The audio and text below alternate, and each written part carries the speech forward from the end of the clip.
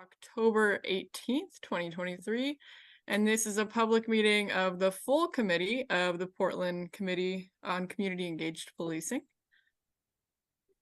Let's get started with introductions, and we will start with our PCCEP members, and we're going to just hear introductions from our ongoing PCCEP members. We have a section for introductions for our new PCCEP members after this in a little bit. So just our continuing members who have already been here for a little bit, or who have already been serving on PCCEP, we'll hear from you now. Okay, I'll start off. Good evening, everyone. Thank you all for attending. Thank you all for our partners, staff, and the public. Welcome. My name is Celeste Carey, and I am one of the current PCCEP co-chairs. And I'm going to turn it over to you, partner there. Well, hello, everyone. Thank you again for all that are in attendance. It's wonderful to be with you all. Quite a very good population of people I see here. I am the co-chair of this meeting with my partner right there, the lovely Celeste Carey. And I've been working with for over this period of time, who I've been very happy to be a part of working with this full group. I am, again, delighted to be here, also the chair of the settlement policy. I'm going to pass it on to, it looks like Byron. I do see you here in the group here. So Byron. Thank you, Pastor Weisner. Byron Vaughn, PCCEP member, member of the Settlement and Policy Agreement, Settlement Committee.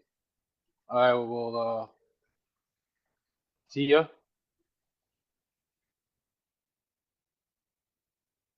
Unmuting.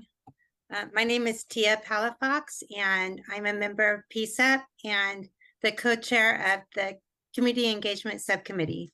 I've been a member since summer 2021. Thank you. Looking, the screens are full. Let me go to the next page.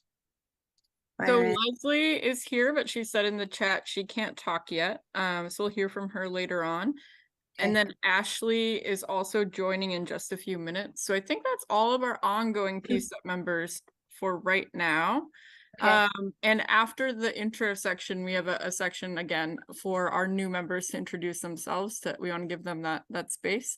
So now I'll transition to introductions from city staff, PPV, DOJ, anyone else who wants to introduce themselves. Feel free to jump in at this time, and I'll start. I'm Dory Grabinski, PCCEP Project Manager.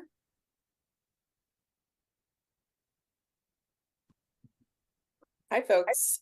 Stephanie Howard here. Oh, my camera's not working. Sorry, Stephanie Howard here. I'm working in the mayor's office as his director of community safety.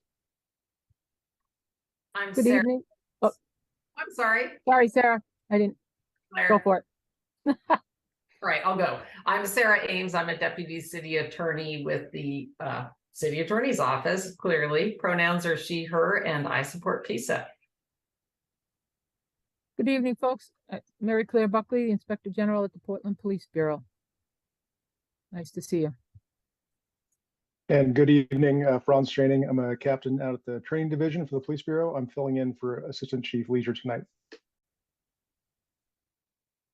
Good evening. I'm Jonas Geisler from the Department of Justice Civil Rights Division in DC. I've been on this case since the beginning. Pleasure to be here this evening. I'm Samir Patel, Advisory Boards and Commissions Manager for the Community Safety Division. Springer. Good evening, Tom Kristoff with the COCL team, the Copal team. It's good to see everybody tonight.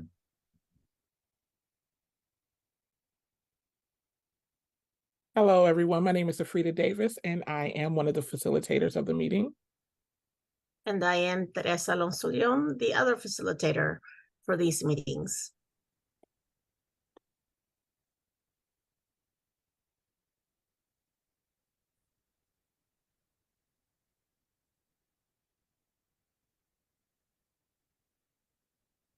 Thanks, everyone. And actually, at this time, let's go ahead and hear introductions from our 4 new PCCEP members who were appointed a couple of weeks ago. Any volunteers to get us started? I can start. Hi, everyone. My name is Odelia Zuckerman. I use she, her pronouns, and I'm a new youth member to PCCEP, and I'll pass it to Carrie. Thank you. Hi, I'm Carrie Driver. I also use she, her pronouns, and I'm a new member. Very honored and looking forward to being part of it. I'll pass it to Kip. Yeah, hi, Kip Silverman. I use he, him pronouns. Very excited to be a new member of PCCEP, and yeah, excited to be here. And I'm not sure who to pass it to, so. And Malay is also here, I think. Malay. Okay. Hi, my camera's not working at the Oh, moment. there you are. Hi, how you doing? Can everyone hear me? Yes, we can. My name is Malay Ramos, she, her, Aya. I'm a new member with PCCEP. I'm also with different nonprofits in Oregon, with Unite Oregon and Love is Stronger with Lionel Irving. Thank you, new members. So happy to have you here. Very excited to be having you in your first full committee meeting tonight, and a lot of exciting work ahead this evening. Can we get slides again, please? All right. Can we get one of our new members to read the community agreements? Any volunteers?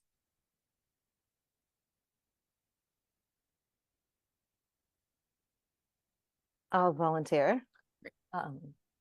Community agreements: listen actively and respectfully, share airtime, be present and open to new information and perspectives, assume positive intent, respect each other, respect the group, speak your own truth, communicate directly, honestly, and respectfully, ask questions to clarify, call out bias, and be okay with ambiguity. Thanks, Carrie. And some discussion guidelines for you all here. And next slide, please. Okay, I'll hand it over to our co-chair Celeste to give an overview of today's meeting. Okay, thank you, Dory. Well, as you see, we have had our new member intros just a little bit out of order and early. Have we had all our updates, or is that following since we reversed the order? No, we kind of reversed the order there. Okay, that's what I thought. Okay. Yeah. So updates will be coming up next. We had a meeting yesterday to start a process that we think will help the public and our community engage better with our COCO reports. And so they'll be debriefing the basically the content and dynamics of the meeting. We will vote on our bylaws part 2. And just really briefly, we did a lot of work on this over the spring. We had, I think, about a 6-member committee. Only reason we're doing part 2 is because we ran out of time. So most of the items have been vetted already. Then we'll have a break. And then we're going to be moving into approving a recommendation for contact surveys. And then, of course, review and vote on that and open public comment for anything that was not on the agenda. And with that, I will turn it back over to Dory. Great. So yeah, some really quick updates here. Basically, we just want to keep everyone in the loop about our new appointments and our ongoing training, because our training does involve some other organizations under the settlement, in particular the amici. So we've completed our first orientation session, and training will be ongoing. You know, PCCEP is a lot to learn. So we're certainly going to have part 2, and the amici will be a part of that, we hope. And so part 2 will be scheduled hopefully sometime this winter. And whenever we do that, it will be just during one of PCCEP's normal meeting times. So, and also we want to let you know, because that's for the benefit of the public as well, to continue learning about the other groups that are part of the settlement agreement process. That's about all we got. And we already covered this, so moving on. Okay, so Celeste briefly spoke to this, and Pastor Wisner also participated in this meeting, as did some of our other PCCEP members. If we could have the next slide. And Celeste or Pastor Wisner, do you want to go over these next 2 slides? Surely. Celeste, you handle that. If you just Okay. that broadcast voice is booming. All right, I've got it covered then.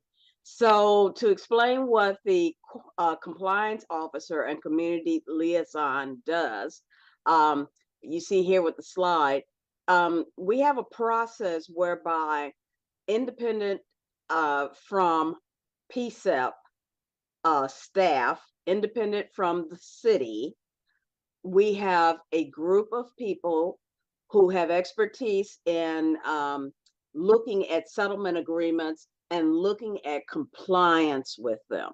And they take each of the sections of the settlement agreement and assess how well the city is meeting those points, those details in there. And then they report to us. Some of you have been fortunate enough to attend those meetings, and they are sometimes a little dense, and the community sometimes feels that there's not enough time for them to read it and digest it and process it. So that is why, one of the reasons why we had the meeting. The former group that did this work they have retired. We have new people. Some of them were with our previous COCL team. And so they bring a lot of that energy of revamping and revising that the community shared, the PCCEP members shared. And so what we're doing now, led by Dr. Christoph, is having discussions about how we can improve, make this more accessible to the community and to PCCEP committee members moving forward. Basically, yes. No, I was just going to say at the meeting. I was about to turn it over to you because you attended the meeting. Yeah. At that meeting, thanks to the great discussion with everyone in that meeting, kind of perked me a little bit, and awakening, I should say. It was an awakening for me, because I recognized the generational, if I use that word, but I recognize a difference in where I have been so involved all these years, Celeste, and then looking at how I digest and how I process these years in the language that has been down through the years. But want to applaud the meeting yesterday that will broaden and can bring it to accessibility to people to understand it and try to begin to do it differently. And I applaud them for reaching out to everyone yesterday in that meeting to get ideal branded and bring it up to a better way that people are able to receive what is being done in those reports. Even though I process the reports differently, I think of it differently. But I applaud that meeting yesterday, and I'll turn it back to you, Celeste. Well, I do want to acknowledge Dr. Christoph is also here to speak on this point and help us debrief that discussion and any next steps moving forward. So I want to introduce him at this time. Yes. Well, Dory, first, I also see the 2 PCCEP members that were there. As looks like Ashley's joined us, as well as Tia. So maybe let's hear from them first if you can.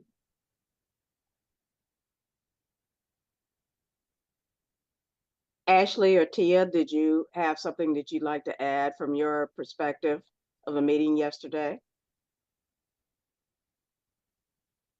Okay. Thank you. Necessarily. I think it's just like an ongoing conversation. And I think, I really appreciated, Tom and the team coming, asking for that and coming to this space. And I think it makes a lot of sense that COCL and PCCEP, this would work together and we use each other's spaces and our forums. I think we're all like trying to do the same thing. So like as PCCEP, particularly with community engagement, we're trying to figure out different ways to expand that outreach. I mean, it just makes sense that that PCCEP would be a place where COCL comes and does reports because of that growing sort of how we're trying to, grow our audience too. And then, something I suggested was, maybe a little bit more strategy around, it's a lot of information, right? And sometimes it feels like when we have one meeting, we never have time to sort of break down the results. And so just offered like maybe with it while we're waiting for, I don't know, like there's a lot of waiting within the report when we finally get to see it. And if there is some sort of way that we can, I think Dory, I had mentioned and we had brought up, like, is there a way for COCL to talk about trends, and do some like comparison, some graphs so that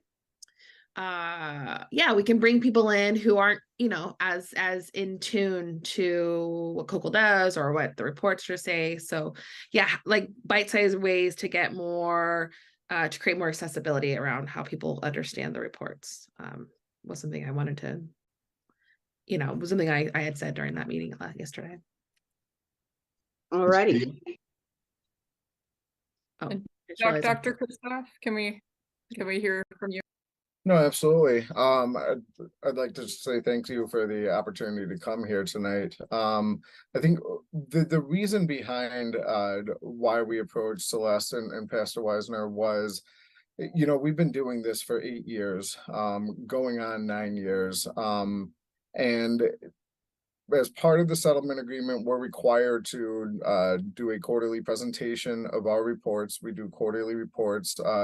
They can get dense. And I think one of the ways that we've attempted to make them less dense is not to give the exact history of every single paragraph every quarter. We normally just give the updates with those paragraphs, and they can still be dense. But I think one of the things that we lose in that, particularly with new PCCEP members coming on and going off, and I think that there's a real opportunity now with the number of new PCCEP members, is just kind of taking a step back and saying, is what we're doing most beneficial for the PCCEP? I mean, are you understanding the process of the settlement agreement and how it's rolled out? Are you understanding the reforms that have been made and the reforms that we've put in our report that still need to be made?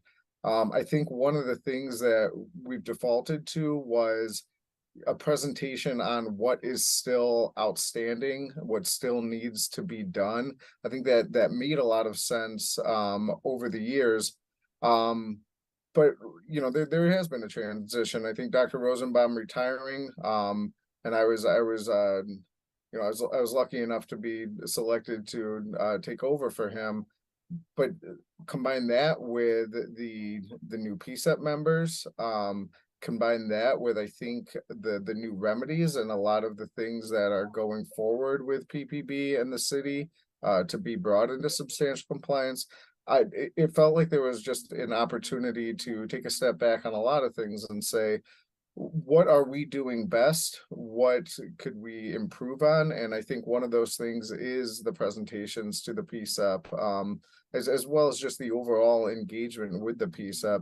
So this is really, I think for me, an ability to hear from some of the people who have been here for a while, but also to hear from the people who are fairly new. And just to hear from you when we do need to give our quarterly updates on the settlement agreement, what's most informative to you being as representatives of the community that you can then take that information back to the community and then bring us the community's thoughts back to us. So what does that dynamic look like and how can we best approach it? I don't know that we need to solve all of the world's problems today, but it sure seemed like a good opportunity to at least open up the dialogue. And I'd like to, thank you for the opportunity to do that tonight. Thank you, Dr. Christoph. And, to break it down further, the reason we're trying to improve this process for the community and for PCCEP members is because this activity gives us a lot of the information on how to form recommendations, how to meet and conceptualize what changes we would like to see as the public, go to either the judge, go either to the city, go either to police, and then move back and forth between all of us and the community so that there's a better understanding of how we can meet the goal and what remains to be done when the goal is met. So hopefully this will give you a process that will make those meetings a lot more meaningful. I see Byron's hand. Yeah, Byron, Yes, go ahead. Byron. Could you elaborate a little bit on the meeting, like what was talked about? What was talked about, and was there any decisions made? I don't hear nothing what you guys are talking about right now. Maybe I'm missing it. I'm not sure. No, Byron, there wasn't it wasn't a meeting for a decision to be made. It wasn't a working meeting. It was opening up pretty much what you heard Tom, Ashley, and even Celeste talking about how to lift it up, access to the report, to people in the report, to help educate and bring along and partner. But more of what I hear is how to engage more people in that process and opening up this ideal of what we do and that report does itself. Is that fair to say, Celeste, as well as those who are in the meeting yesterday? Yeah, Byron, I appreciate that question because I think we can talk a lot about the value of these conversations, but I totally hear you as far as like, well, what were the specific, points discussed? And I think, yeah, we could break that down more clearly. One of the things that came up was improving accessibility and clarity around the information in the COCL town halls. So kind of acknowledging that if you're new to the settlement agreement, or if you've never heard of compliance or any of this stuff, trying to maybe that's an area, breaking that down a little bit more with the language, that kind of stuff. Another thing which Dr. Christoph mentioned was maybe looking a little bit more about how could the COCL help convey trends over time? Like how has use of force, for example, progressed in the PPV or, improvements made or lack thereof with something like use of force? What does that look like over time rather than, with the quarterly reports, usually what we're looking at is quarter to quarter. It's very micro. And so having kind of a broader historical perspective on, well, in the context of this settlement, what does this looked like might kind of be more compelling for community. Those were a couple of the things that stuck out to me from the meeting. But I do want to emphasize that in my understanding is that this is just the beginning of this conversation and that there will be opportunities moving forward to kind of work out the specifics about what this could look like and this partnership could evolve into in the future. Does that help kind of add some color to it. Thank you for explaining that for me. That was perfect. I pass it back over to you, Celeste. It was, like you said, Dory, a beginning, and it is really, I thank you for looking at the way things are here. At this time, is there, do we want to ask for any questions from the community? Or any other PCEP members. All Yeah. PCEP members, right. And bear in mind, this is for us and for the community. So this is, if you have questions about or ideas about how we can improve, this would be a great time to share. We have Kip. Go ahead, Kip. Yeah, hi. We just had the orientation the other day, so I'm not trying to consume too much too quickly so that I can actually understand things that are going on.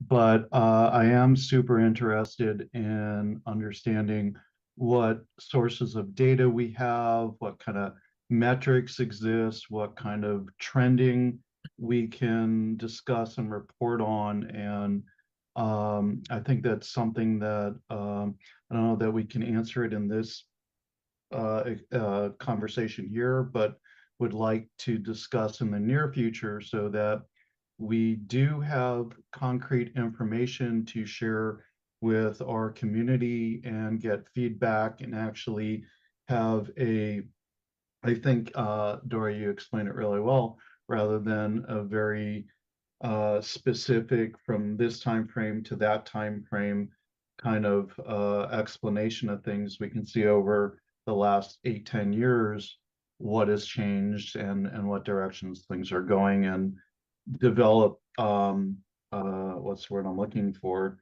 in the corporate world they call it key performance indicators. Are you hitting the goals? And once you hit a particular goal, great, what's your next goal? And I think it'd be great to set that up.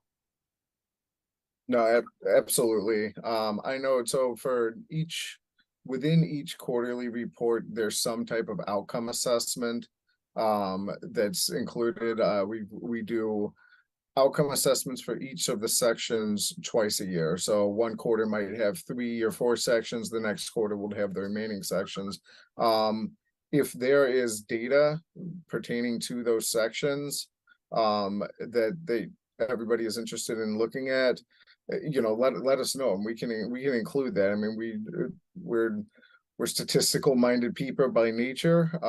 We are qualitative, both quantitative and qualitative minded people by nature. We've got an extensive team, so if there is something that we can look into as related to the settlement agreement, please let us know. And that's, I think that's kind of one of the reasons for having this discussion is, what are we missing? And like has been said, this isn't the final discussion, but this is just to kind of open the door of, in our next report, we'll have, statistical outcomes. If there is something else that we may have missed in our next quarter that we've missed in this quarter, our report just came out about a week or two ago. The public draft came out. If there's something that we're missing in the current one, like I said, this is kind of to open the door on that conversation. Thank you, Dr. Christoph. It looks like we have Tia. Go ahead, Tia. I was just thinking about when I'm in those community or the COCO reporting meetings, and I'm not seeing certain people from my community circle there. Do I need to ask more questions of what from this meeting do I need to take back to the community? And what information do I need to take back, and how do I need to take that back to the community? Like, just trying to be a little bit more specific. Who's missing? What do I need to take back, and how?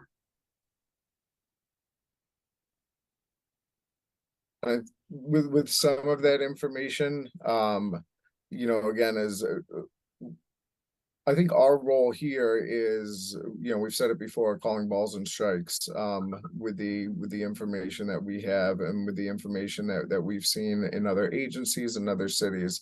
But T, I think exactly to your point, what is it that you, a Portland community member, what is it that the people that you know are interested in, and that's whatever that is. Yes, please ask us, and then we can take it back. And people can reach out. It's really yeah, like I said, this is kind of the reason for the back and forth. Yes, I appreciate that. Thank you. And just reminding folks so that if you have a question, please raise your hand, and we'll definitely have your question responded to by some of our experts here. As I noticed, we have a couple of questions in the chat too.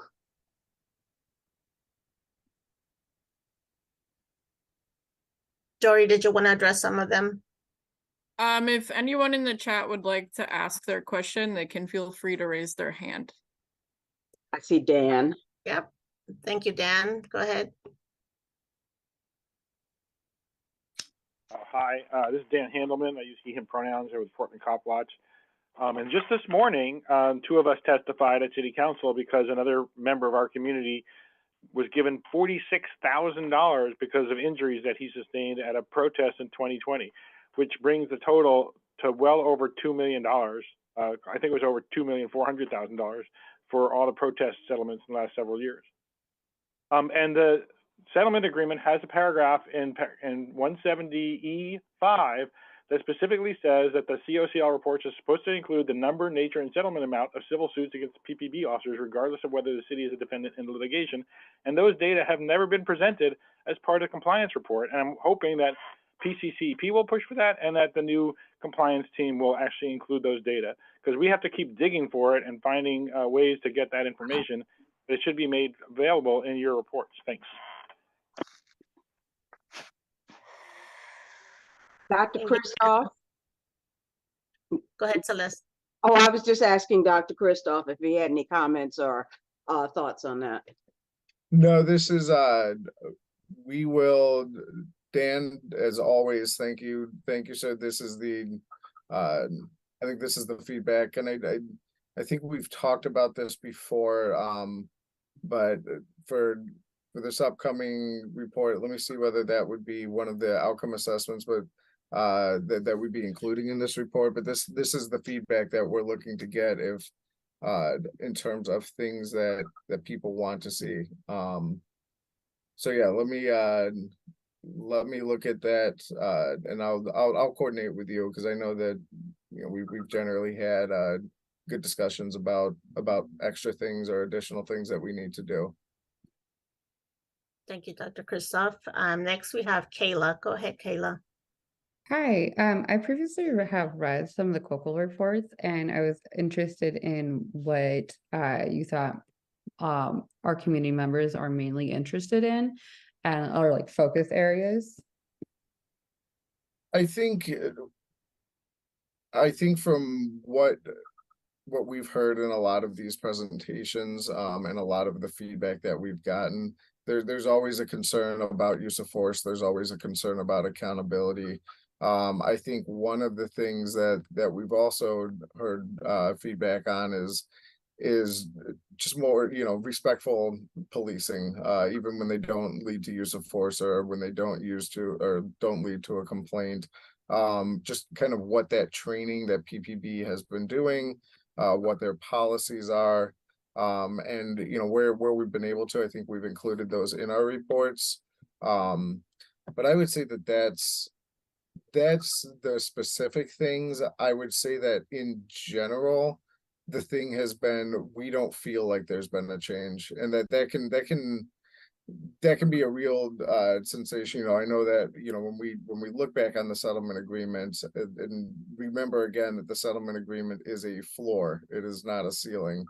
75% of that floor has been met, and while it may not feel like there's been a lot of change in terms of the policies, in terms of the training, in terms of the auditing processes, there has been.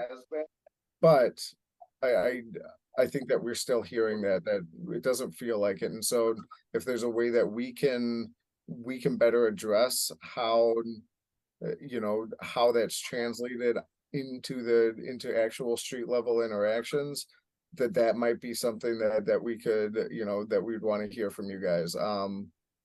But I would say that that's just kind of off the cuff than like the more common sentiments that we've heard during these types of meetings.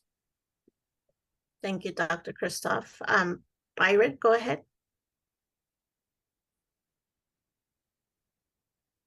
Thank you, Teresa. Dan made me think of something when he was speaking of settlements. And I'm still making sure I'm talking about how we do outreach on our survey, correct, Celeste? And is that still the topic in a sense? I'm not sure I understand what you mean by the survey, doing outreach on the survey. No, I think that's not right now. He's the Yeah. second. Are you talking about contact surveys? Yeah. Okay, no, this is not about this. This is just about how we meet and share the results of the COCO quarterly reports on the, of the settlement agreement. Okay. I'll save my question. I think the consent, she's back. She's back. Thank you, Byron. I don't see any other hands up. Byron, your hand is still up. Did you have another question?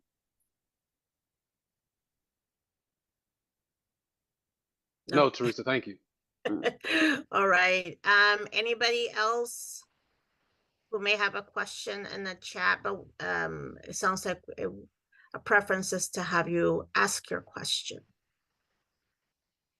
Okay. Oh, Leslie, go ahead, Leslie.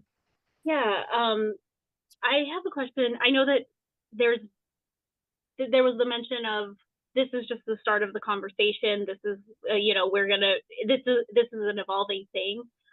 What is the work plan to, you know, are we meeting, you know, on a monthly basis, quarterly basis in order to figure out what that plan looks like? Or is that even still in draft?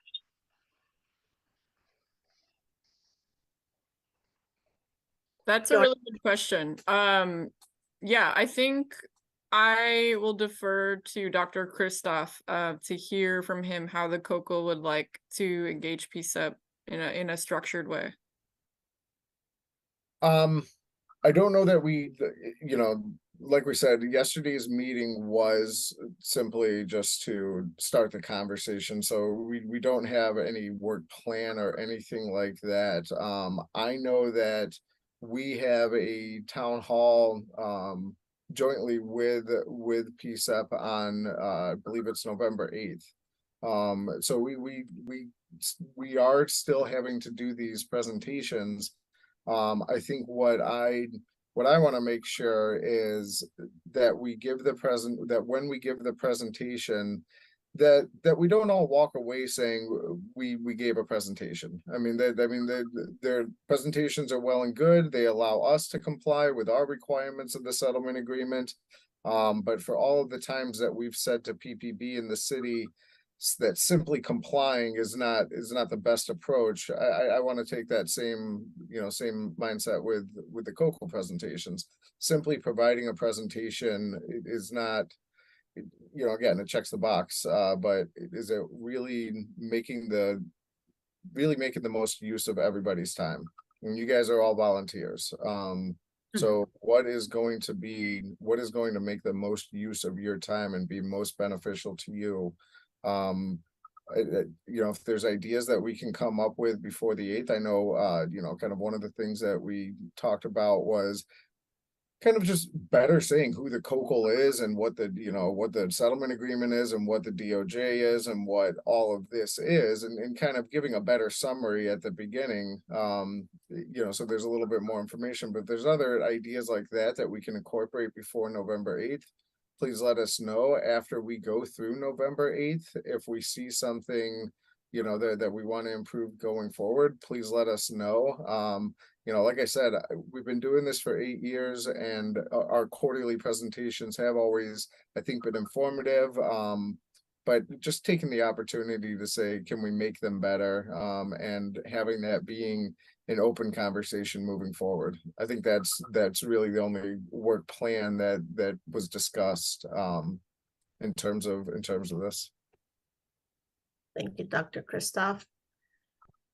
Any other questions, comments?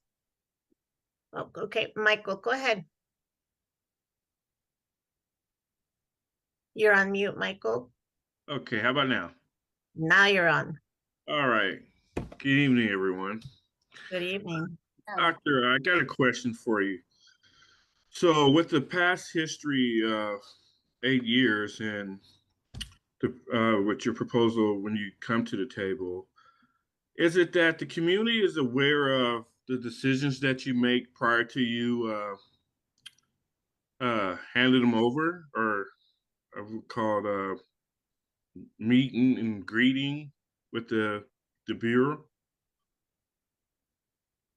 Can you say that again? I'm not sure I understood. Yeah, I'm not sure if I even said it right myself.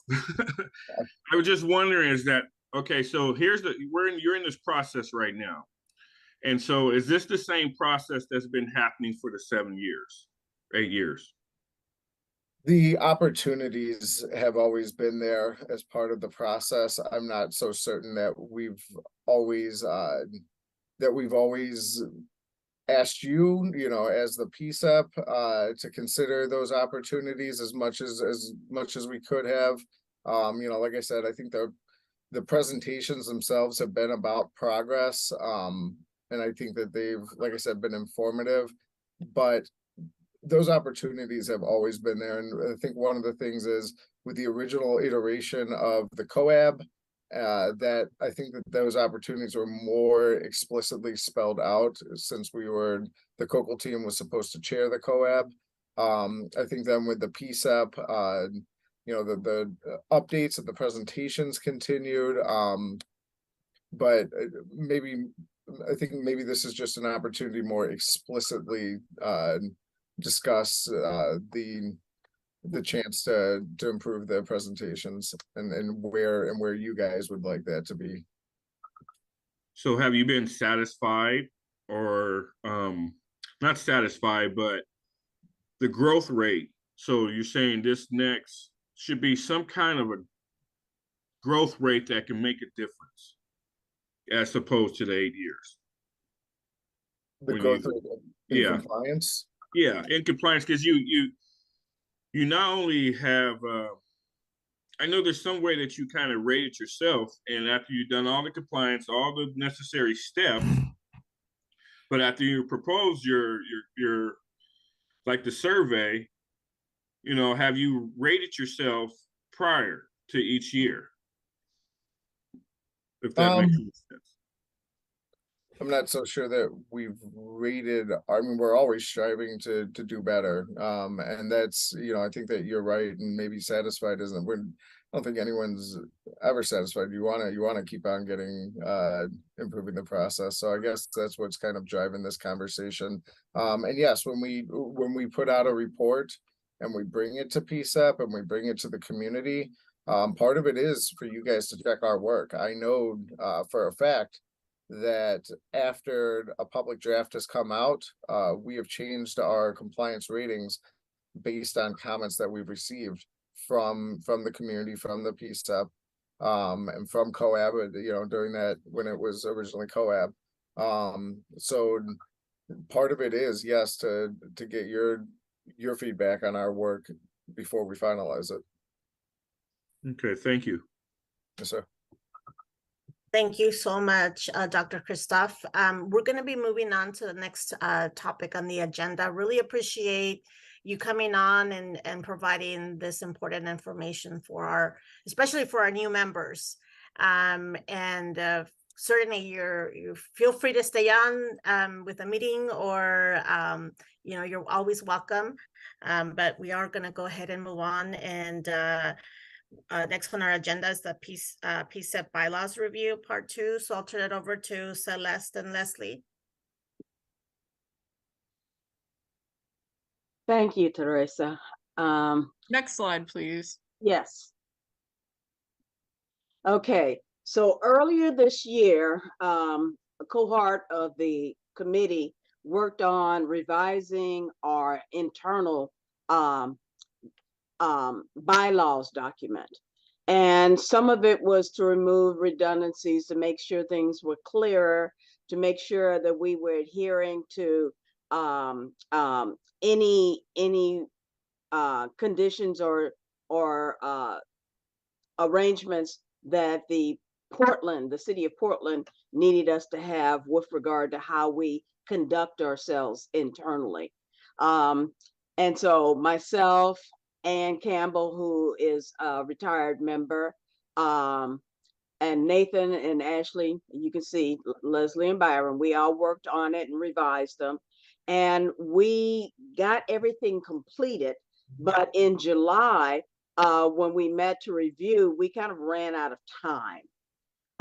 We voted on 7 and rather adopted 7 of 13 sections, and we need to complete the vote and adopt the remaining 6 sections. Now I'm going to turn this over to the chair of that committee. So are you ready, Leslie? Yes. So we thought rather than going line by line, since these had been previously released, we would summarize what the changes were. And you know, they have been available so everybody can read. And then after we go through what the changes are, we'll take some public comment and then we'll vote on it as a committee and make to see if we adopt them, if everybody agrees to adopt these. So the first one, these are the sections that we didn't get through in July, but there was no revisions on section 6. In section 7, we added language to reference the HR and PCCEP plan, and then you know, we amended the automatic removal for non-attendance policy, so that it, you know, we're all volunteers. We understand that there's extenuating circumstances, and we don't want to lose good members over a harsh policy. So that was what we did there. In section 8, we removed language about this about having a secretary, an alternate co-chair position, and then we also clarified that PCCEP has 2 co-chairs. We also updated the language about the start and end date terms. As we all know, we're starting the terms now in September, and then they go through 2 years. So yeah, that was what we changed in those sections. Should we talk about these sections or like move on to the next slide, Dory? I think it makes sense to just go through all 6 because there are only 6, so we can get the next slide, I think. Perfect. All right, section 9. So we changed the language from around the steering committee from will to may, and that was so that you know, no member can serve as committee co-chair and subcommittee co-chair at the same time, and you know, one that like lightens the work and also distributes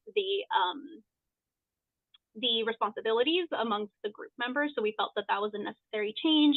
Being a co-chair in and of itself is a huge role, you know, so we wanted to distribute those responsibilities a little bit more equitably, make sure no member has too much power too. So wanted to be fair there. And then we also clarified that, you know, a necessary part of being part of this overall committee is to participate in subcommittees. And so we made it a requirement for members to join at least one subcommittee.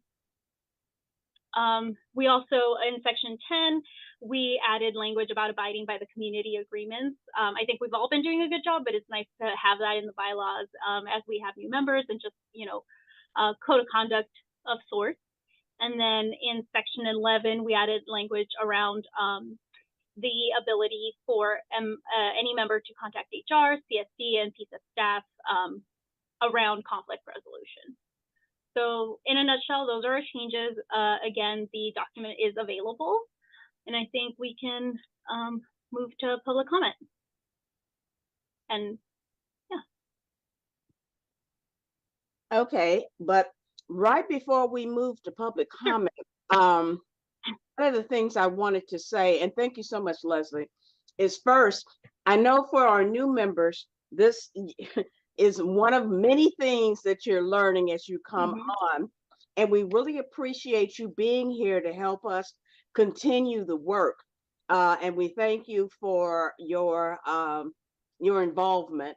And then I did want to clarify something. We are going to have public comment on this, but this is an internal document for our internal dynamics. And so we will happily hear your thoughts, but it's limited to vote by the membership because it's how we govern ourselves. But having said that, I do now want to turn it over to our facilitators, and we'll have a moment for public comment with regard to the bylaws revision. Teresa? Right. Turn this over to Afrida. Yeah. Oh, okay. So now we're open for public comments. Please raise your hand, come off mute.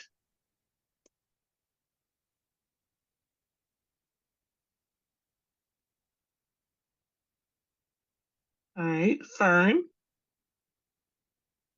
I saw Fern's hand go up. Fern, do you have a comment? I do.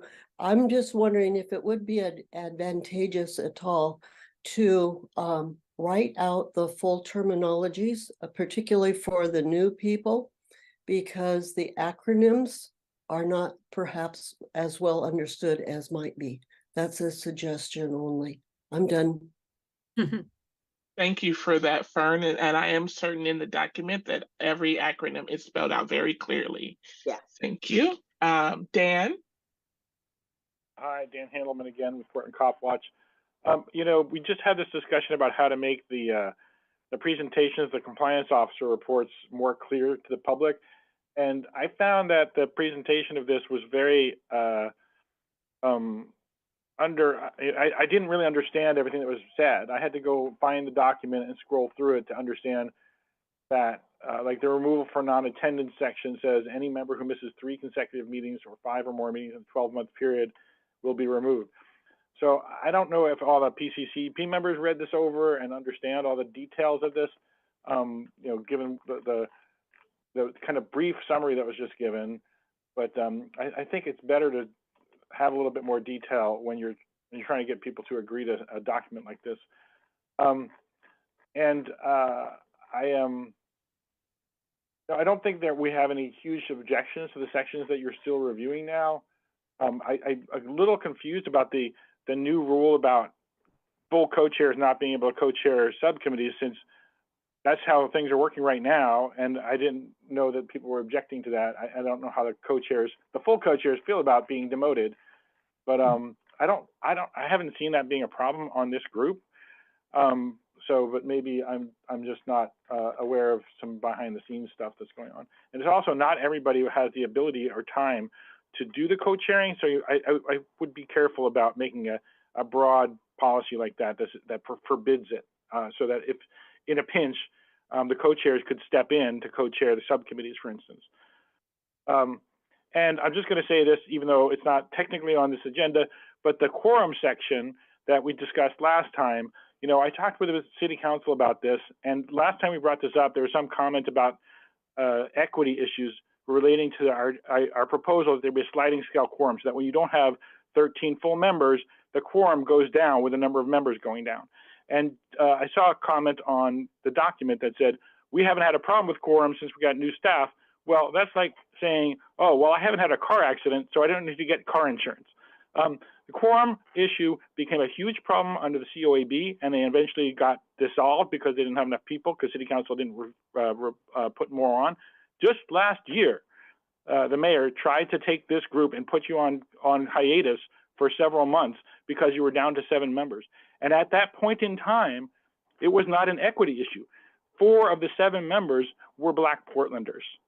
4 of the 7 members in a city that's, you know, only 6% Black. So I really urge you to revisit that section about quorum and see if you can get city council to agree to let you have a quorum that has to do with the number of people who are actually seated on your group instead of the number of seats that exist. Thank you. Thank you, Dan. Celeste, I see you came off mute. Would you like to respond Is there anything that Dan shared? I have a big issue with there being consolidation of power. And I'm one of the people who was emphatic about co-chairs not being chairs of subcommittees because that is a consolidation of power. And it's supposed to be a volunteer effort. If a subcommittee needs a chair, there are members on that subcommittee rather, who I think would be better served or better able to serve. And being a co-chair is it is work itself, and I don't feel it's appropriate for us to leave that open to a possibility of there being a a cult of personality, if nothing else. You know, I like to believe that we're working hard to get all of our new members up to speed so that any one of them who is a member of a subcommittee can handle that work. And then the subcommittees themselves have co-chairs. So that's one of the reasons. And I think, Leslie, you spoke to that, you know, need for to avoid a consolidation of power, because when we leave, you know, we don't want it to fall prey to having one person have a bottleneck of power and access, and maybe they don't have as broad of outreach style or sharing style. So we want to make sure that this stays accessible.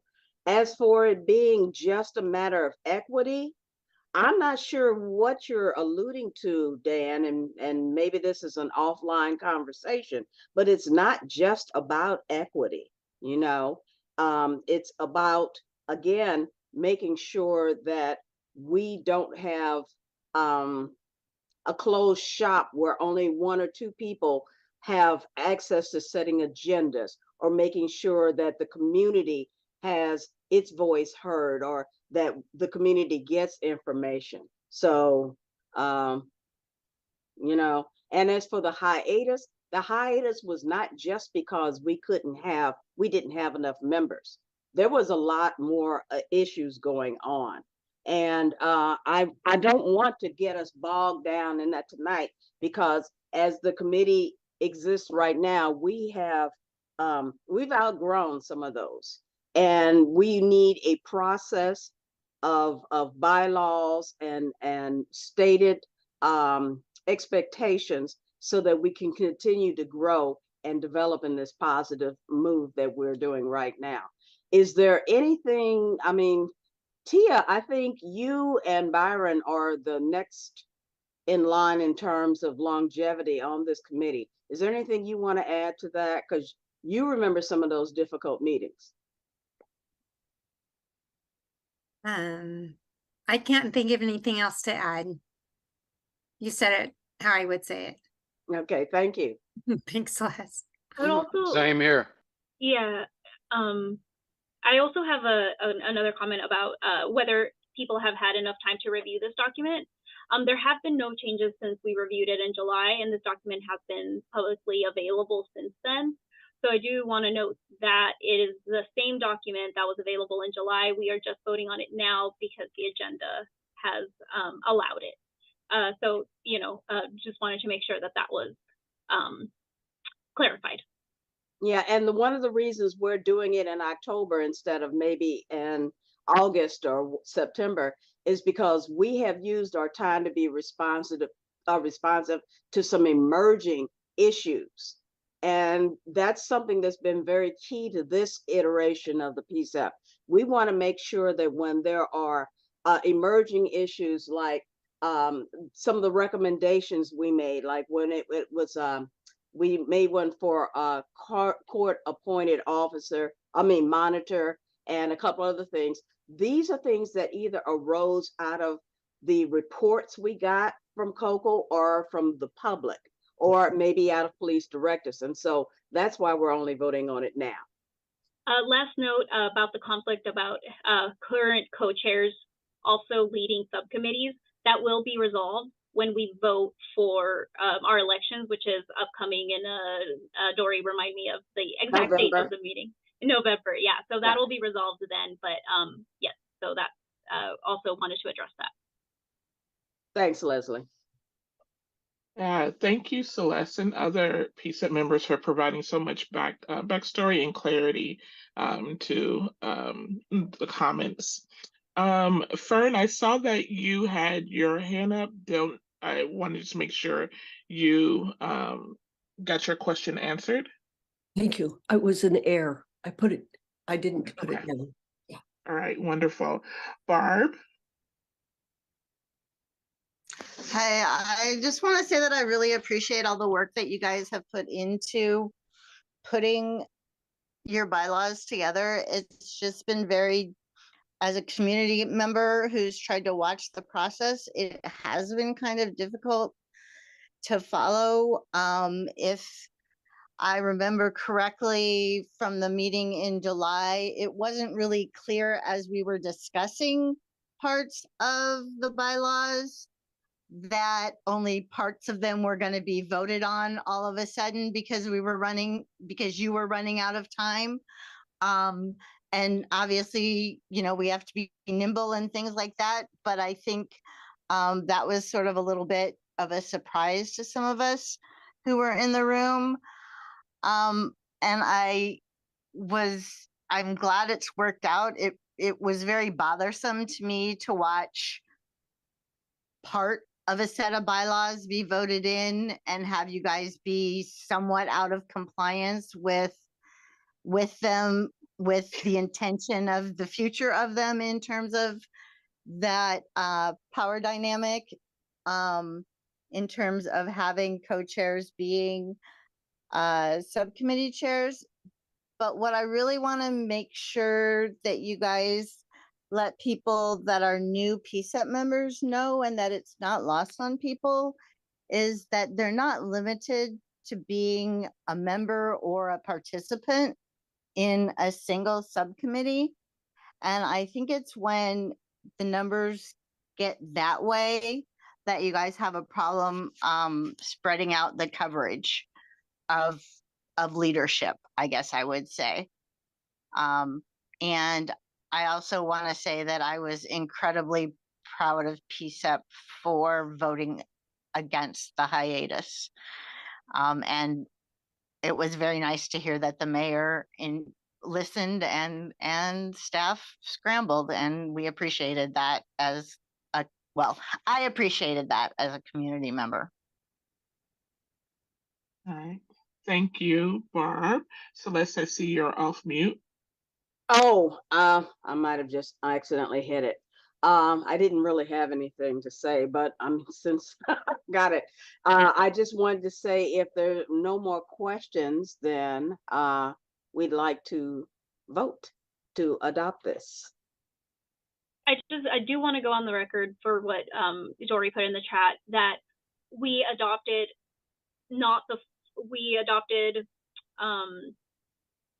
we did not adopt the rules because we didn't accept the bylaws completely until now. Now that the bylaws are completely accepted, this is when, and going forward, the entire bylaws will be in effect.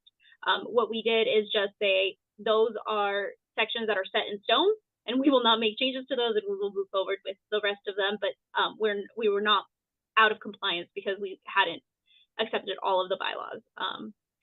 Dory, if you want to clarify that a little bit more, and let me know. I think that's clear. And I do also want to just give our new members an opportunity to ask any questions. I know there's been plenty of discussion about how much time our ongoing members have had to spend with this document, and we fully acknowledge and really appreciate you for helping us carry this process work forward. It's part of the housekeeping that we do. But certainly, please, if you have any questions or would like clarification around anything, please feel free to ask those questions at this time.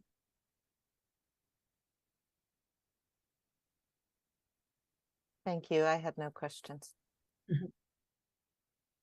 Okay, Celeste, I'll hand that back to you. Okay. In that case, then I move that we vote to adopt our revised bylaws. So members, if you vote to approve or adopt the bylaws, please raise your virtual hand.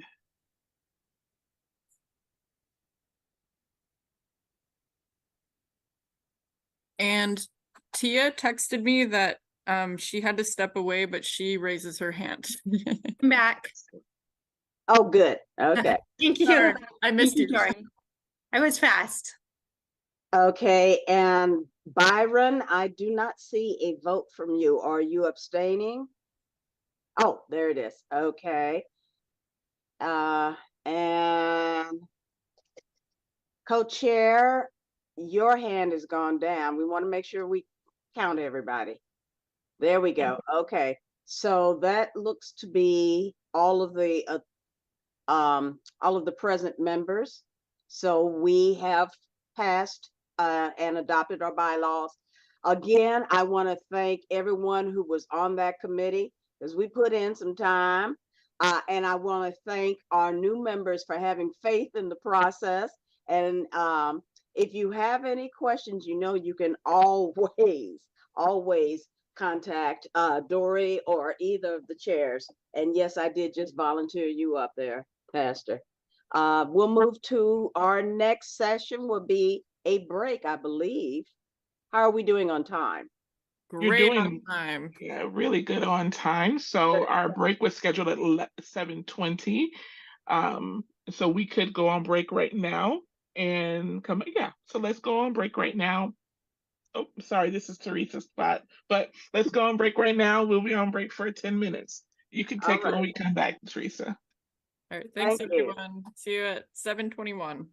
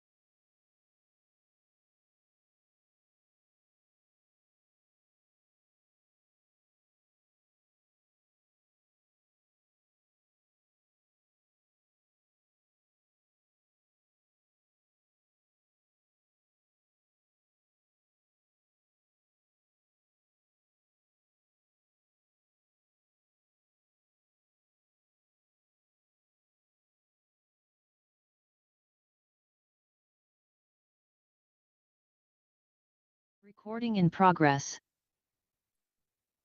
Okay, we're gonna jump back in. Hope everyone enjoyed their break. So we are now going to move into the second half of our meeting.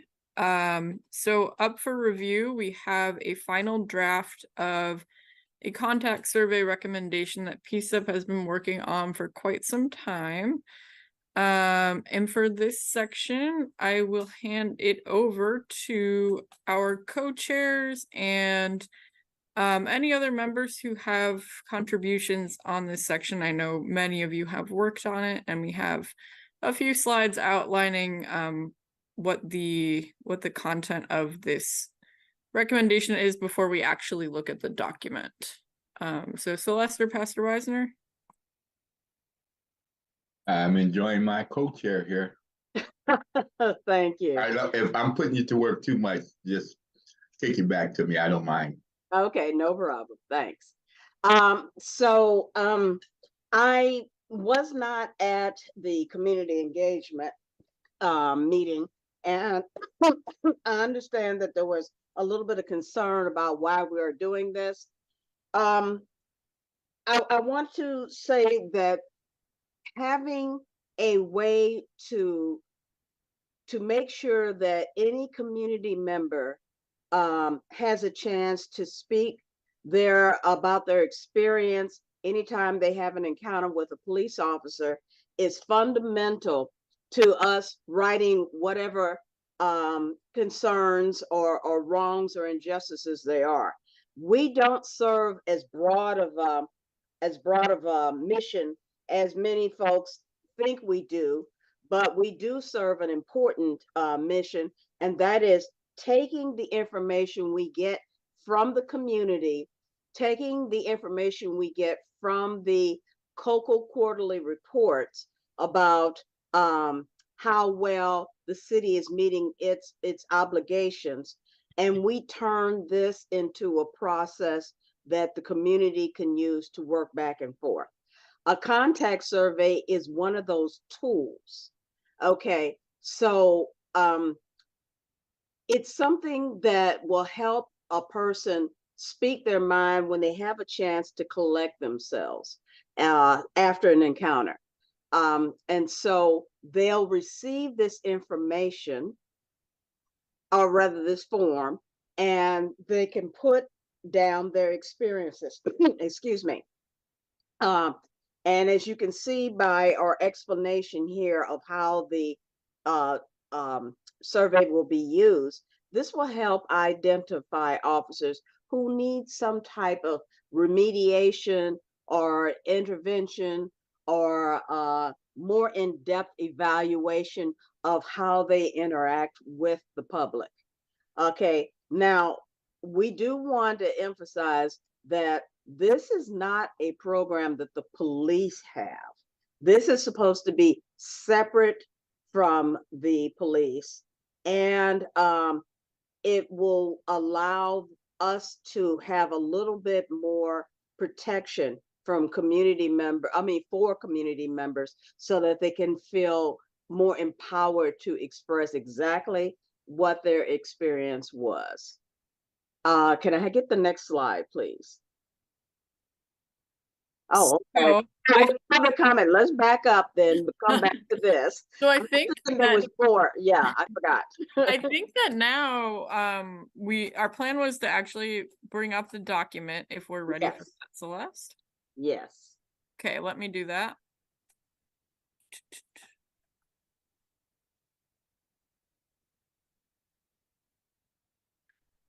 Make sure this is the right version. There have been many revisions. I believe it is. Okay. So, as mentioned, PCCEP's had a series of discussions about this, and we have continually incorporated the feedback and public comment we've heard at meetings into this draft. So my recommendation is that we read through at least the body of the draft once more. And then discuss and move forward from there. Does that work? Yes, it does. And how do we want to take comments and questions? Thank you for asking that. So I did want to mention, when it comes to discussions around things that PCEP is voting on, we do maintain a bit more structure than we maybe do in some of our other PCEP discussions. So for this discussion, we will limit our discussion to PCEP member comments only. And then we will have a more structured public comment window prior to a vote. So if you are a member of the public, we do want to hear your perspectives on our work here. But we will hold our initial discussion to PCEP member work only, and then we will let members of the public know when we are ready to hear from you. Okay. Well, let's start with the summary here. And Dory, I don't know, should I just read it verbatim or just let people read it or give a summation of each body? I would say reading it out loud. Okay. Yes. Okay, that's what we'll do. So, Hey, Celeste, yes, do you mind if I read a section of it? I do not. Actually, I would appreciate the fact that you started off, please, Byron, and thank you. Summary of recommendation. PCEP recommends that the city design and implement a contact survey program to systematically measure individual experience of police encounters.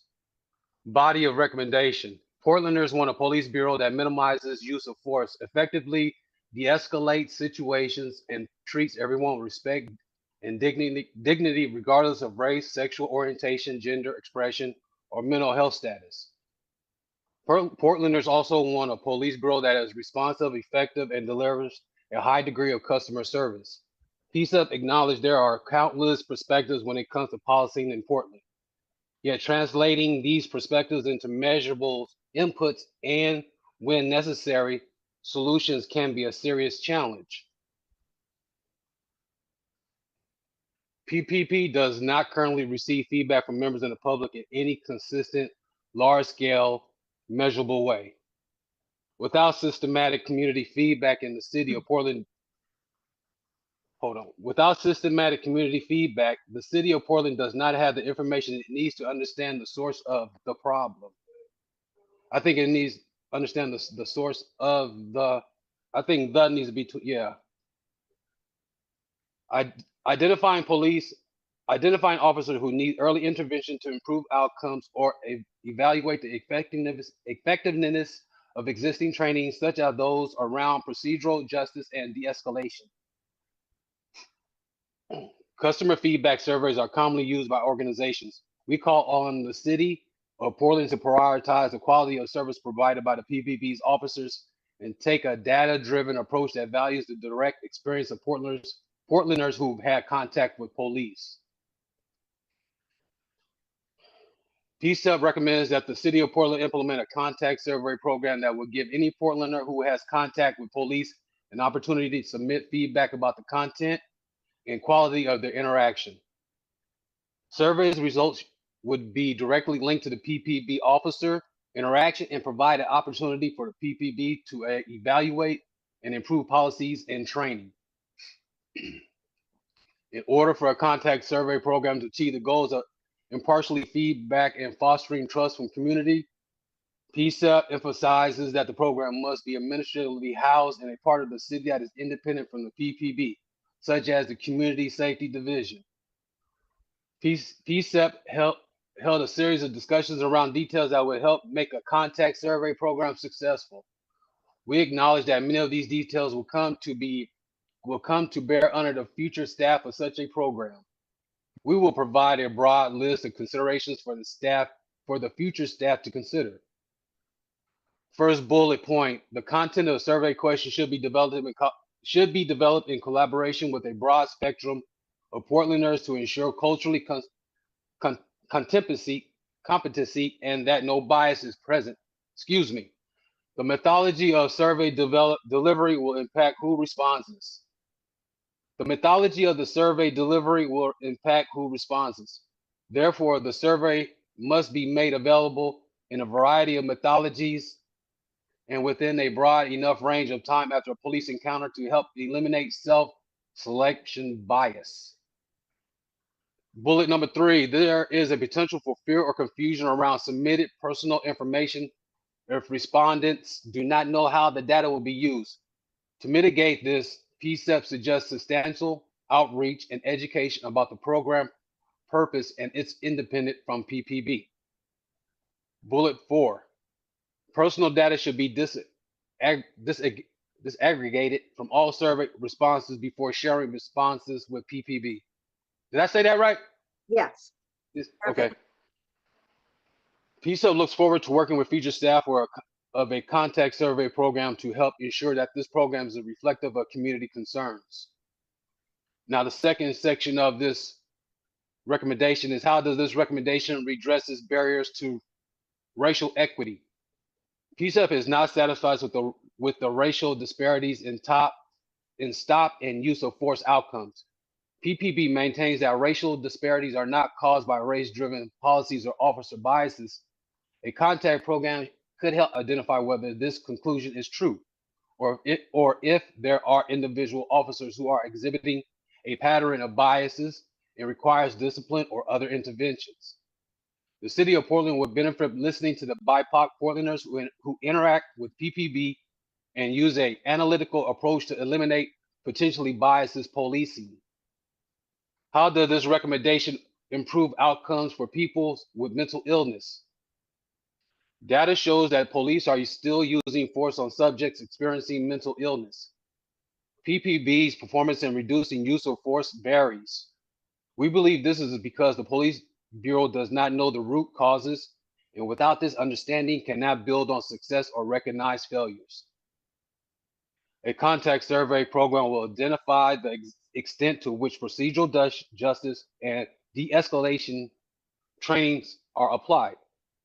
More importantly, contact surveys are the best way to measure how these techniques are perceived by subjects and victims with mental illness. This eliminates its critical. This element. Is critical. Thank you. This element is critical to building trust and relationships in our public safety systems. How are we marginalized and underrepresented communities, including those who will be affected by this recommendation, engaged to shape, write, and otherwise develop this recommendation? PCCEP members held a series of discussions in public meetings and services of crafting this recommendation.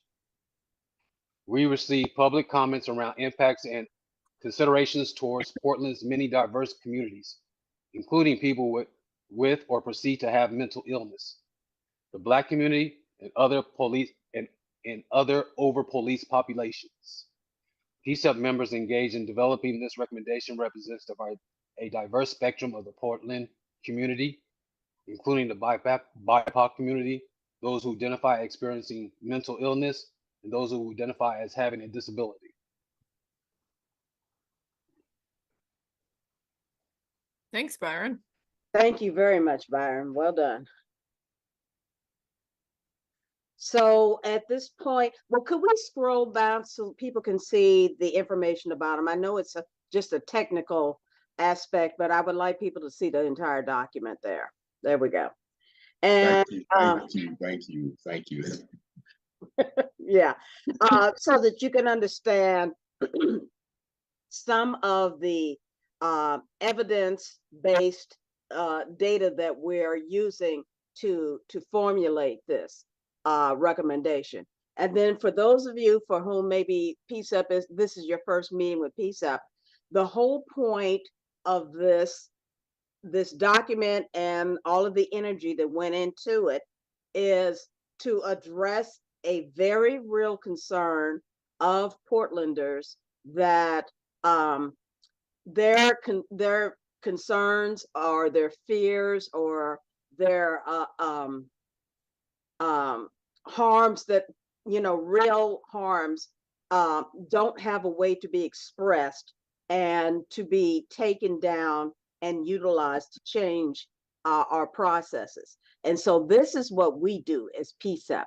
We take what we hear from the community, we take what we see as disparities when we get our COCO report, and then we make a recommendation based on that to change and improve the relationship with the police and the city and those of us who live here. So at this point, Dory, what should be our next step? Because I don't want to take things out of order, because this is an important document here. Yeah, so now we'll hear discussion amongst all our PCEP members, identify any areas that need additional focus or revision. And I did see her Odelia's hand. Did you take it down? Yeah, I saw Yeah. Tia.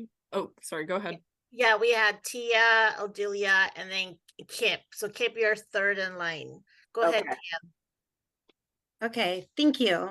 I thought the recommendation was really well written, and I just really appreciated the last section, which I feel like was an addition in describing how, let me look at my notes, describing how it would how the recommendation would be helping the racial equity, mental illness, and marginalized community.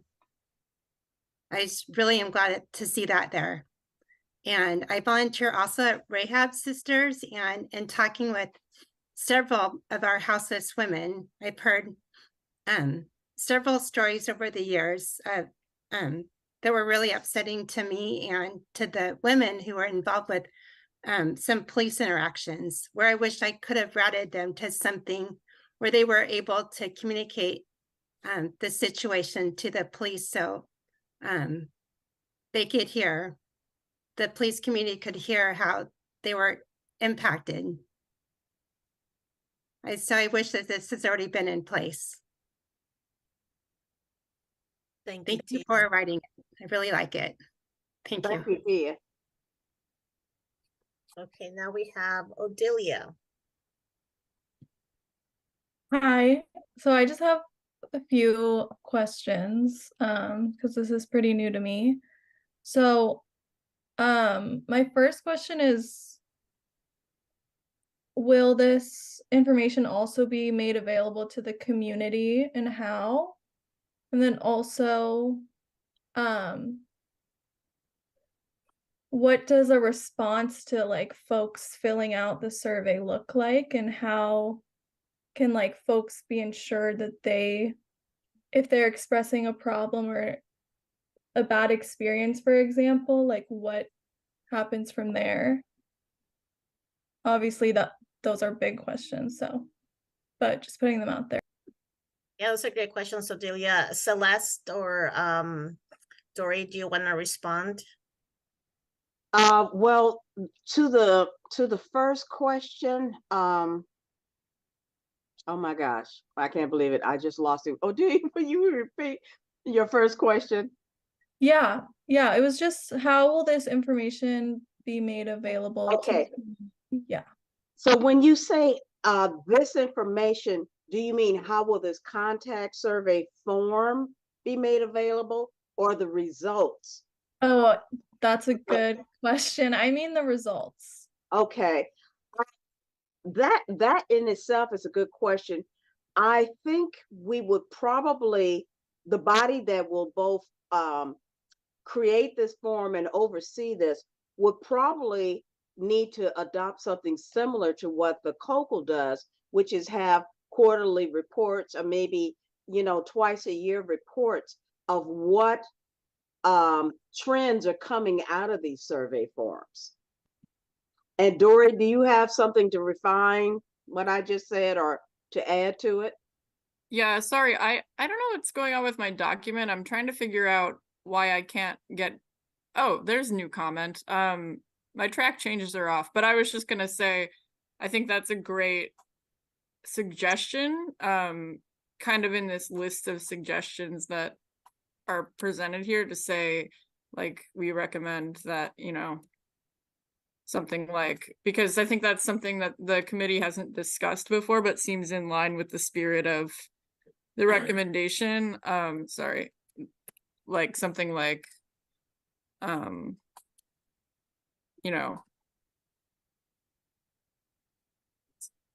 you know, written a little better than that, but yeah. Yeah, and so, you know, to answer that a little bit more, since we agree that maybe both the form, well, excuse me, the form will be made public. I don't know where on the website, the city website, it will live. Again, we're recommending that it be with Community Safety Division, but with regard to the collection of data, um, we can okay, it looks like you're doing this, Dory. We can suggest that there be I think quarterly responses might be best, because if there appears to be a trend or an acute uptick in issues, we would like to be able to respond to them quickly, and maybe waiting to do it twice a year is too long. It may build more statistically stable picture, but it would be too long for us to be able to navigate and motivate, not motivate, what is the word I'm looking for? Well, basically, it would not give us enough time to come together and share that and make some kind of recommendation for change of behavior or change of process. So yeah. I'm not trying to jump the line about like my point that I'm raising my hand, but I do want to respond to what Celeste you're saying right now about the recommendation to meet. Is that okay? Well, actually, it's Kip you should ask. Well, yeah, that's what I'm saying. Like, yeah, Kip, is it okay if she jumps? Yeah, if it's related to what yeah, you're go saying. for it. Okay, thank you.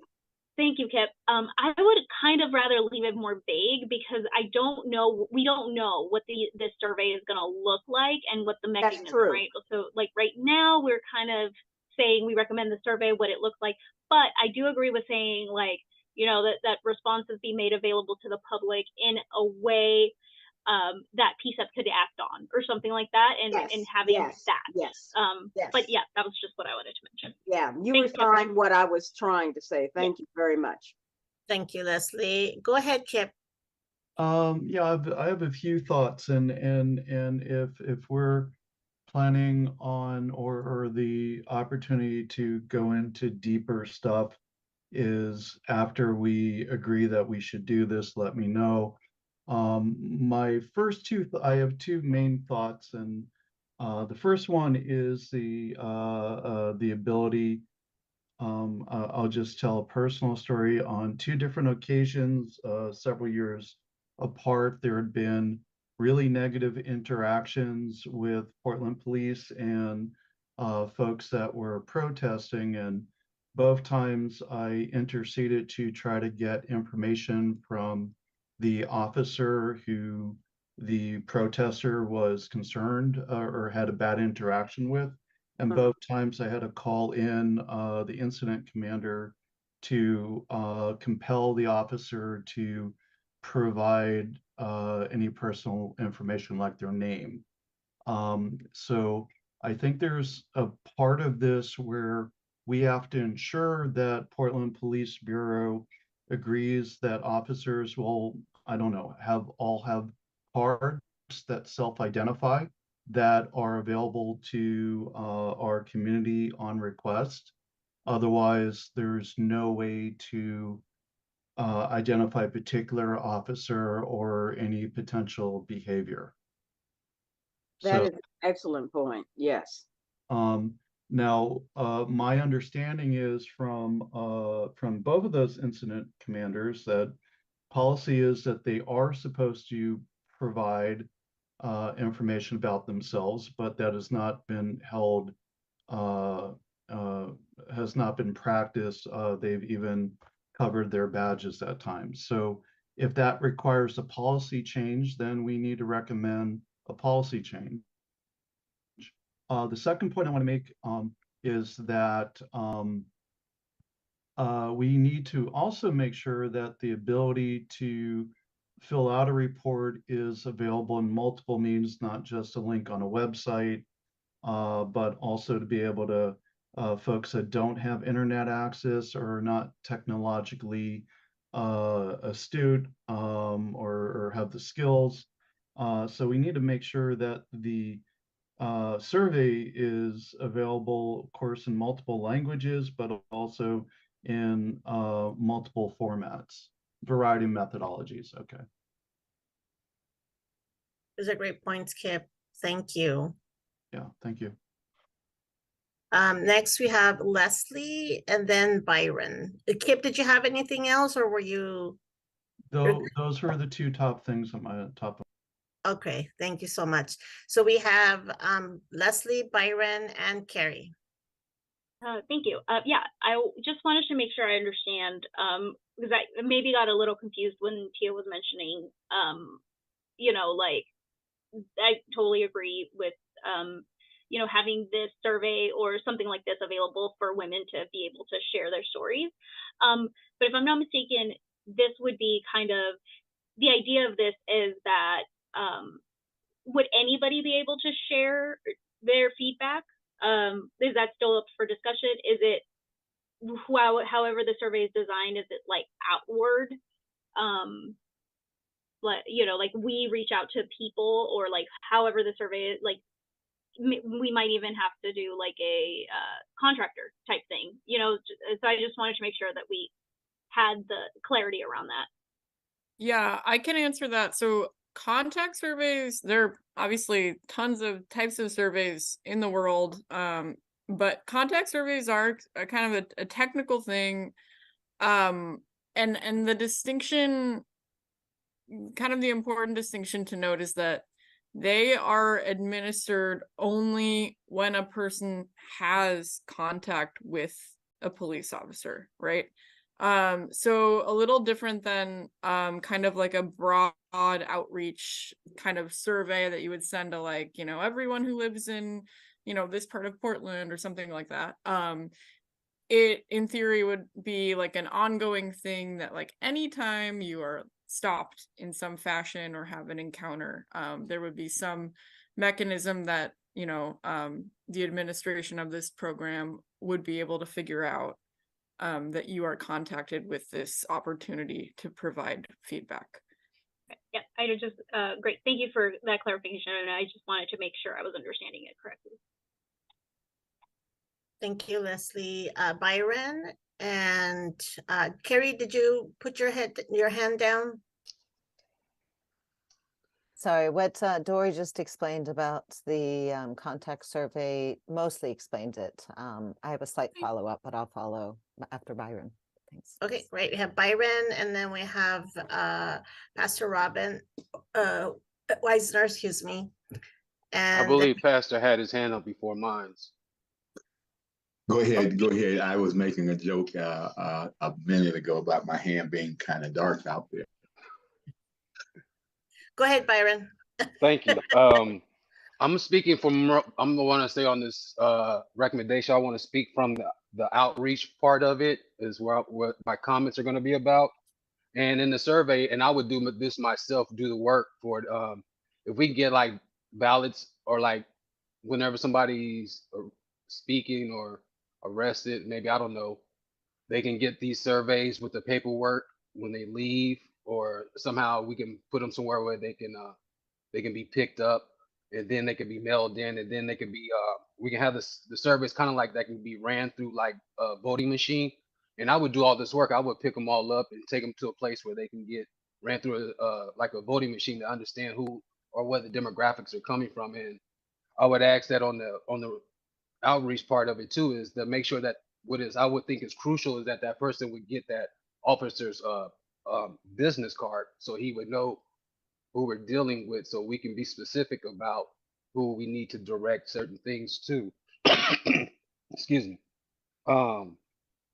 If there's any pushback, I would say, about this survey being implemented, I would think that they are not ready for this certain type of thing to be exploited. I don't know the right word for it right now.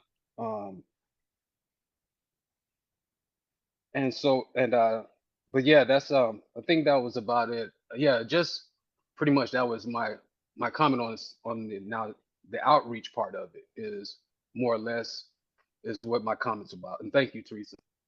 Thank you, Byron. Go ahead, Pastor Weisner.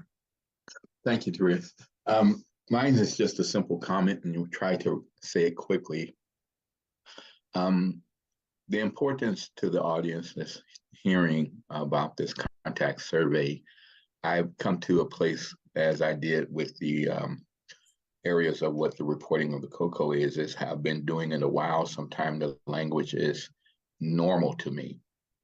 This contact survey, I had an experience not with Portland police officers, but with an officer here just the other day.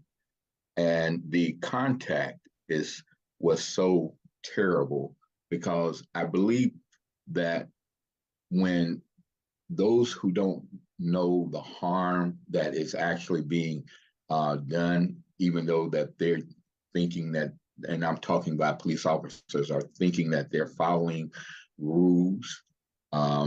Mine was where I was in a no parking zone area, but he didn't recognize I had a commercial place where I could park there. I was engaging with a young lady who was having a crisis on the way to the airport, and began to try to calm her or help her, and she was a visitor to Portland.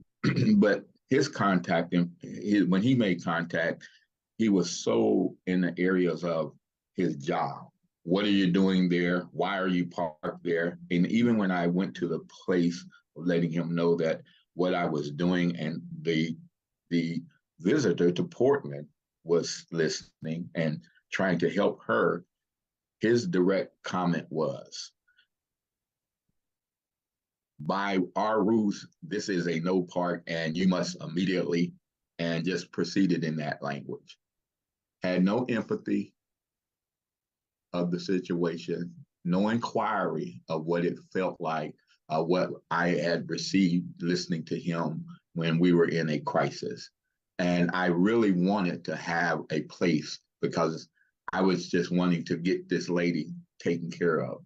But I really wanted to have a place to revisit that person and let them know exactly that experience. So I think that all of this, to those who may see and already the work that this great group has put in and making its recommendation, I hope that they hear that from the level of those here on the call today, how important what people are experiencing, and does not have the voice or the place to really come and let people know what type of experience they are receiving from our law enforcement.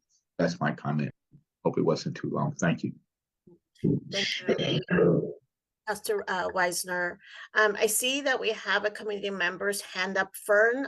Right now, we're just taking comments from our members, but we will open it up to a community a little bit later. So if you want to. Thank you. Carrie, go ahead. Thank you. I mean, it sounds like an incredible resource to collect information that is currently not being collected, that needs to be collected and heard and acted on. I was wondering about the actual people who get the survey.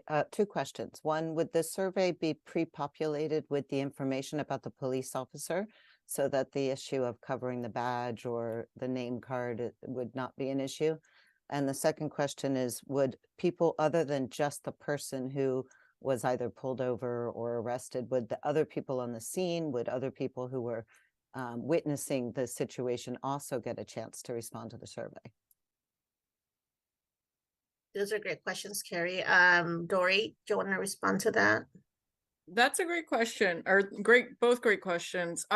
Yes, so my understanding of how such a program would work is that the answer to your first question is yes. To kind of catch you and other new members up on some previous discussions that PCCEP has had around this, and kind of more broadly, like some discussions around our recommendations in general, is sort of that there's been discussion that, you know, the idea would be there's an understanding that a future program staff or administration would have to figure those things out, And PCCEP acknowledges, yeah, there's stuff they'd have to figure out around that, and we're not the people to do that. We're not those experts, right? And so and I think that applies to a number of comments and issues being raised, which is sort of why there was the idea to sort of list out some of these concerns here, but not, necessarily say these things must happen. Right. But so my understanding is yes to the first part. Okay. Yeah. I understand how I get it now, how the technical part will be decided later. I just feel like in bullet point number 3, an information campaign isn't going to be enough to make people feel very comfortable. Yeah, fair point. Do you have any suggestions, or would you just providing more links to the access so that other people felt like, okay, I'm not the one reporting it, other people are.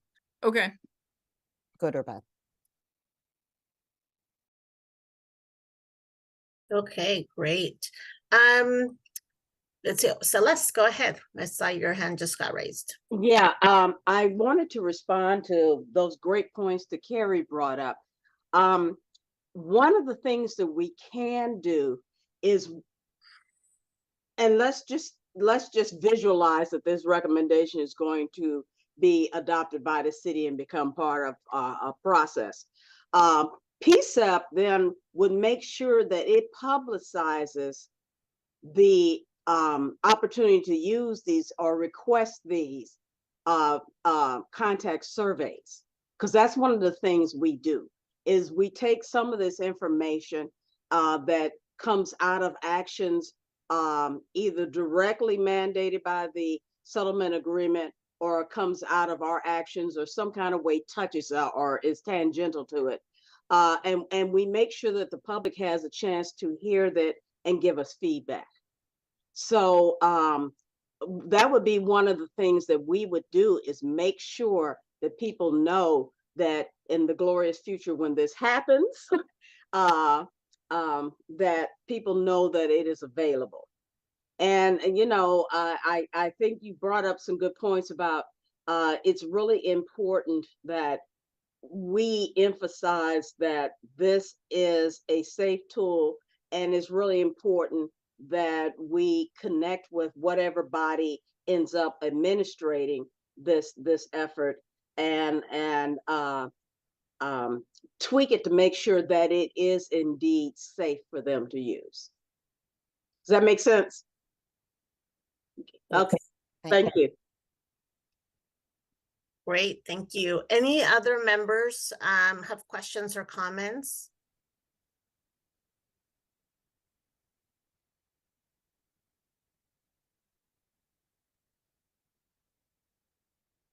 Leslie, I see your physical hand went up. Yeah, I have like a few, yeah, my screens are all over the place right now. So yeah, I just had a quick thing about a lot of the stuff that has been mentioned tonight about like the recommendations of like the technical pieces. Keep those in mind for when we do get to that point, because I think a lot of these things have been raised. I've tried to like note them if I can, but I didn't get to all of them. So yeah, just wanted to mention that. And PCCEP members, save your chat too, so you can look at it. Thank you, Celeste. That's a good reminder. I am, other than community. Odelia, I think I noticed that I think we answered only part 1 of her question. Odelia, if you wanted to raise part 2, so we can address that. Yeah, I will. Thank you, Dory.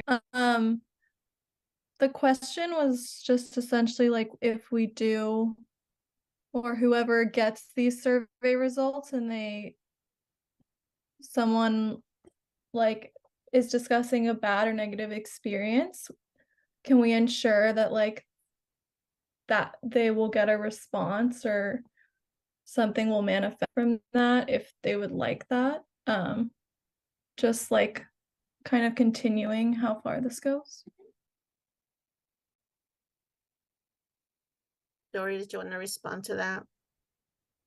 Yeah, I think that's a good suggestion to include, to make note of sort of the potentially closing the loop on if somebody makes a report and any action is taken as a result, we could certainly note that. Is it possible be a time frame in that? 30 days, 2 weeks? That'll probably be determined by whatever administrative body. Okay, I kind of thought it would be. And Yeah. I just didn't know if that would help Odelia hear her request of a time frame. Well, bear in mind that, you know, while we as PCCEP may not have any kind of oversight power, ability, or whatever, we can still have a community discussion about it. Great point for that. Yeah. Thanks for bringing that question up, Odelia. Go ahead, Leslie. Yeah, I was wondering if that is a great recommendation. I was wondering how that would work with the fact that we are promising to disaggregate and anonymize the data, if that conflicts with that point. Maybe it would be a person who self-selects who would do that. Yeah, that's a good point. I just wanted to make sure that we weren't contradicting ourselves within our recommendation. No, I mean, that's a good point you bring up. And I think a lot of this will become apparent, as I said, as we keep visualizing that this is going to manifest when it happens. You know, these are the kind of concerns we can bring to whatever committee is going to be either administrating this or in the preliminary stage, designing the survey. I'm wondering if, like, in that second point, like right after it, the survey data should be made available for public review to promote transparency and trust. And if any action is taken as a result of the feedback, it'll be also like promoted. You know, kind of getting that rolled in there. So again, leaving room for putting it in the recommendation, but leaving room for development. Could you say that again, Leslie? So you If said, I can remember it. Yeah, survey data for public to review. Like if any action is taken as a result of, you know, survey, it will be communicated. So like survey results or something like that.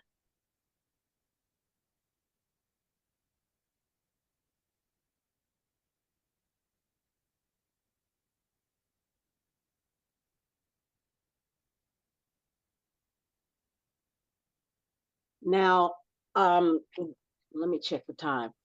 We have community members who do wish to speak, but I want to just ask up front, have all of our committee members had a chance to weigh in on this? And do you feel comfortable that we're capturing your thoughts? And because we do need to vote to adopt this after we have public comments. Everybody speaks to it. Speak, okay.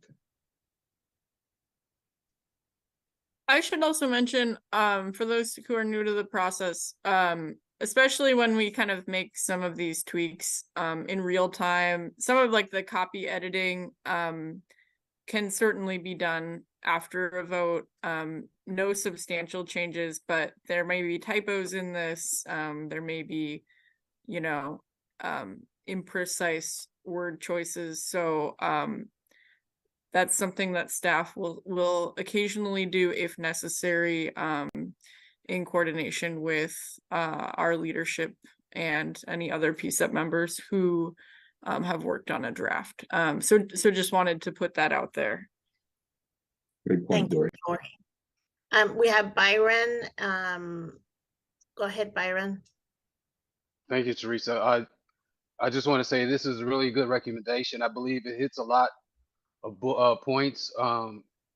Is very self-explanatory in some ways. I mean, I think we could save some of our bullets for later on down the road. I believe this will.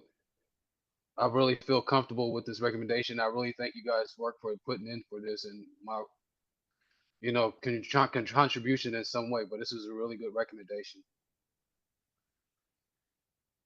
Thank you, Byron.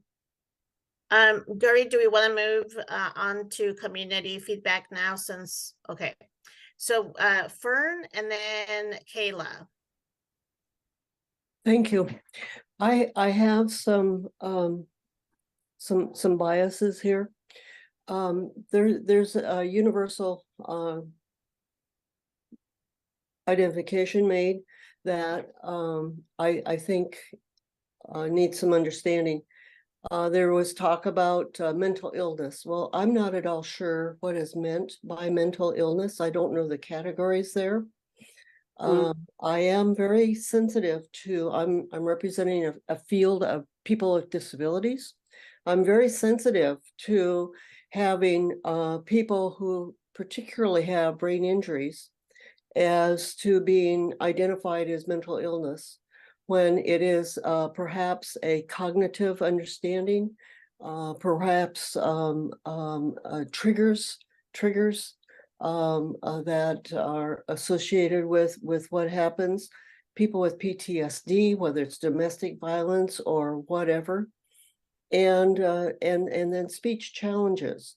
Now, if all of these are intended to be under mental illness, they are not mental illnesses.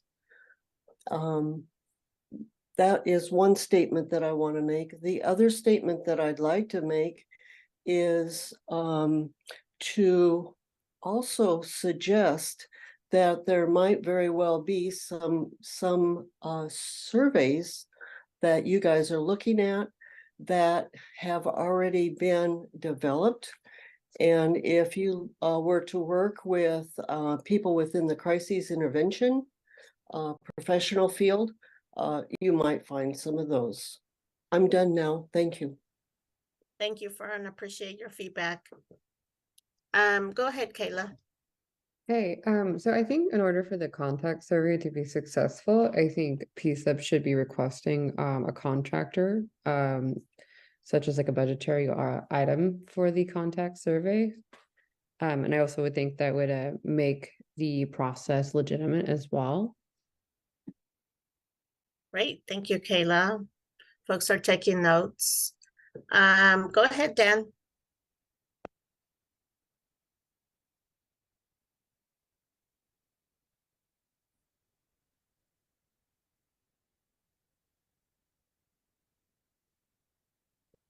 Dan, I see your hand up. I don't know if you're having some issues with the mute.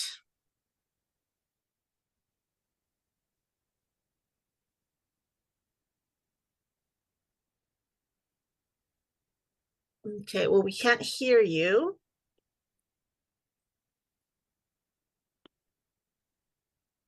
Do we have any other community members who have any comments or questions as Dan maybe does some technical fixing in his computer so we can hear him?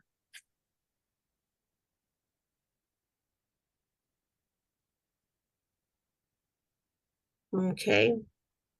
Seeing none. Yeah, Dan, I'm sorry. We can't, I see your hand up, but we cannot hear anything. And we have two additional hands that just came up, Dr. Allen and Leslie.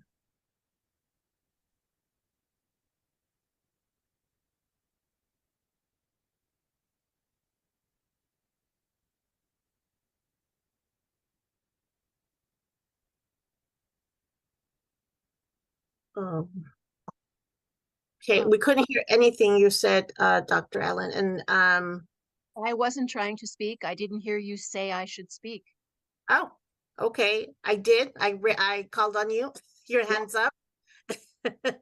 You said we Maybe had that was an accident. You said we had two hands go up, Dr. Allen and Leslie, and I waited for you to pick or do whatever you were going to do. Okay, I just want to reiterate that it is extremely important not to confuse mental illness with other kinds of brain trauma, and PTSD is one of the kinds of brain trauma that is quite common.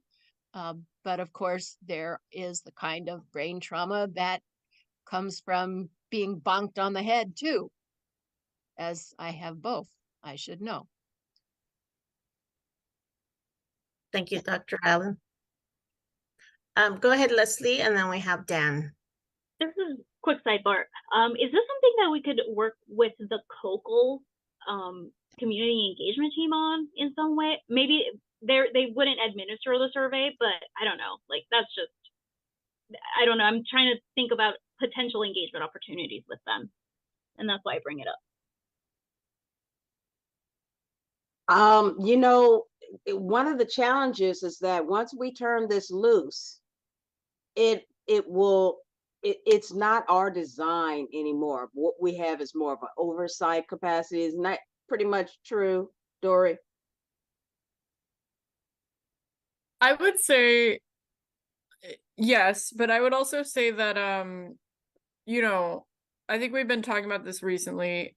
There are opportunities for PCCEP to do things differently always. And one of those things that's been in discussion is sort of you know, thinking about the sort of implementation phase of recommendations in a new or different way. And you know, how you want to be engaged in follow-up and participate in that sort of process. So you know, I would say you know, don't limit your thinking around the lifespan of your recommendations. And I like that. Thank you, Dory. Leslie, that recommendation thought as well in the community engagement piece and getting community more here and involved. So I liked it, that thought, Leslie. Thank you. Dr. Christoph, I saw you unmute yourself. Did you have a comment? I just heard the question about working with the COCL, and I had put in the chat the TA that we had provided in February. You know, these contact surveys are things that we've done in the past. We did it in 50 cities across the country. I know that we've attempted to, you know, kind of have it be a contact survey in Portland. So if there's any questions or any, you know, logistical issues or methodological questions, you know, we're always happy to help because we have done this before. So we've gotten our assistants out there, but always happy to follow up on it. Thank you, Dr. Christoph. Let's now go over to Dan.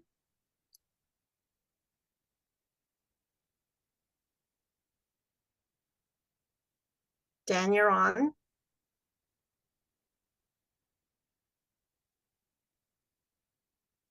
I see in the chat you accidentally cut your audio off earlier.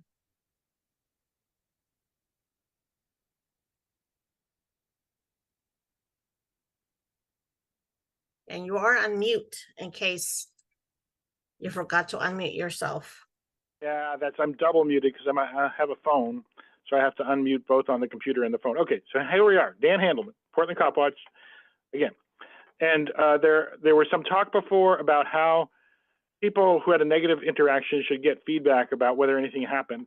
That led me to think about that people might fill out this survey and think that it's a replacement for filing a formal complaint.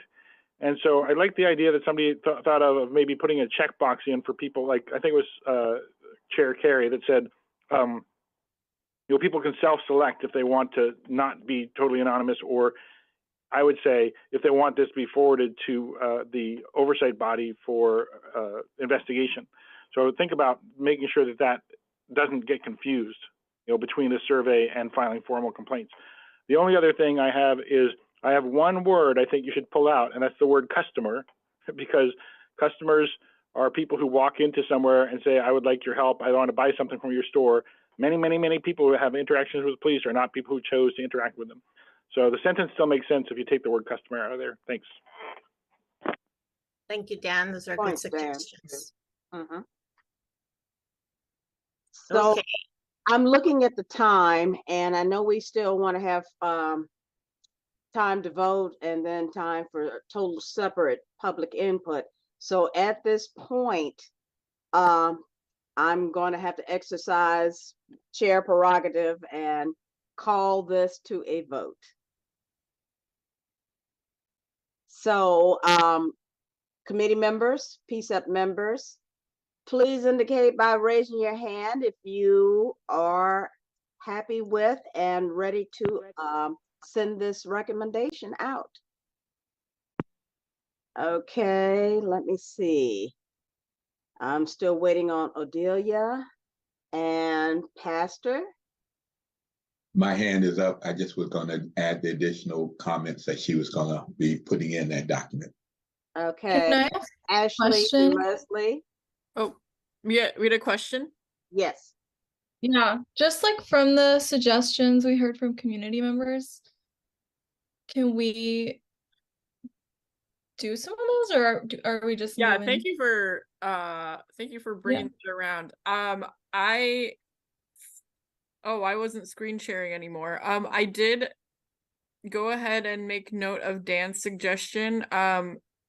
Yeah, thank you for pausing on that, Odelia, because that is such a good point. So I did make note of Dan's customer comment here. What else did we hear? Any other additional? The main thing I can recall that was really significant was differentiating different states of mental awareness and capacity. And separate out, yeah. Okay.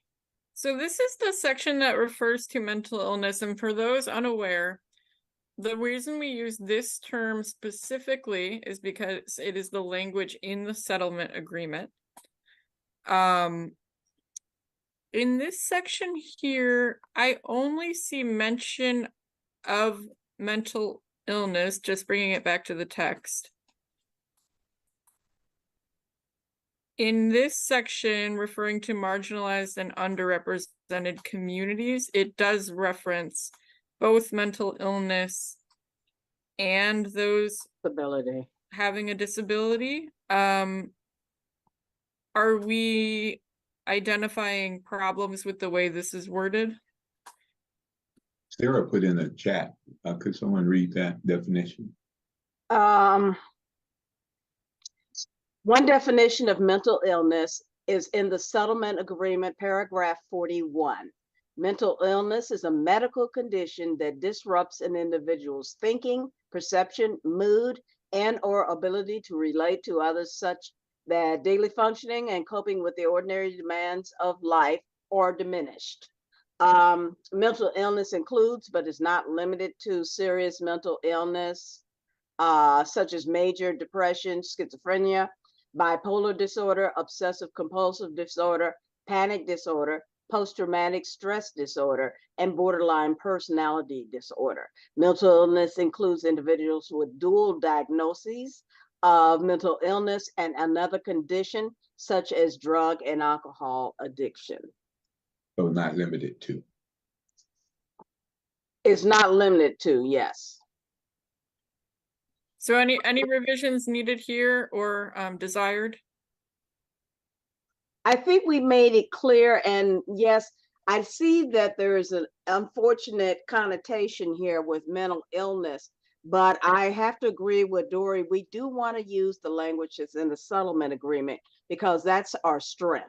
That's the binding strength we have. And so, so to Dory, and our facilitators, did you see every member's vote? And I did have mine. Well, so we're gonna restart that just so we're doing things by the book here, because okay, I really appreciate Odelia for pointing that out. We were kind of jumping the gun. So and that, were there any other things mentioned in the public comment that should be addressed or need to be revised? I'm trying to skim through it really quickly. I would say that Dan's point about, disciplinary, having that option, but I don't know if it belongs in this recommendation or if it belongs more in that process piece, but I definitely don't want to forget that, because I completely agree. This could get confused with that process, the complaint. Yeah. So yeah. Well, one thing for us to remember, and I'll just restate this because it bears repeating.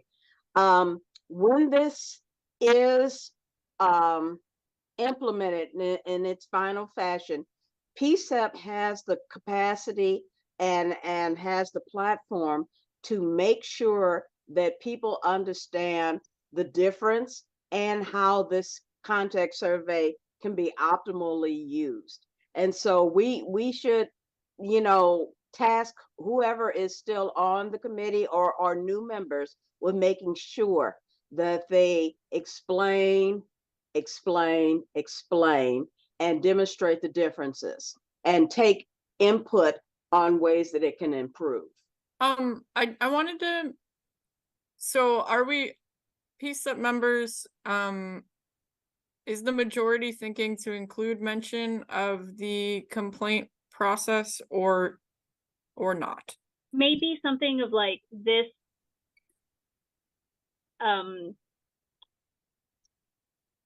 contact survey is not, it should be made clear to the community that this contact survey is not intended to replace a formal process, and if any disciplinary action should be requested through the survey, it'll be, you know, pursued. I don't know, something like that.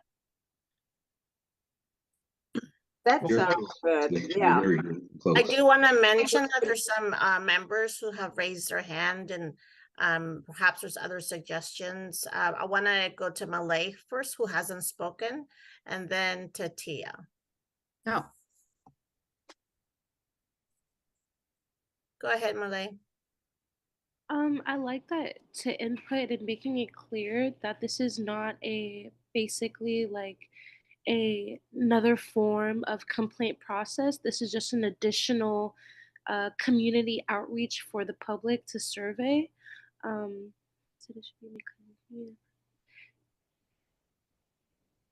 And then I know we talked about earlier in the conversation, someone bring up about having proceedings of like a time example of when they could, for anyone or a citizen who is doing a survey, to hear back basically like a time frame of when they should be like have a response back. Does anyone say about what the time limit would be? Like, I know some said maybe 2 weeks, maybe a week. Is that listed in here in the, because I just thought also that was a really good idea. Yeah, it's not in these bullet point recommendations, but I think Dory's making a note that maybe that's something that they'll consider in the future, because I don't think they can control that right now. No, we can't. And I mean, it's a very good point. It's an important point. Yeah. But I don't feel like people are just being like, they are agreeing with this, and then they're agreeing with the survey, and then they're implementing, and then there's no oversight, and then now no one's getting a response back, basically, and like people are kind of being dismissed through the wind.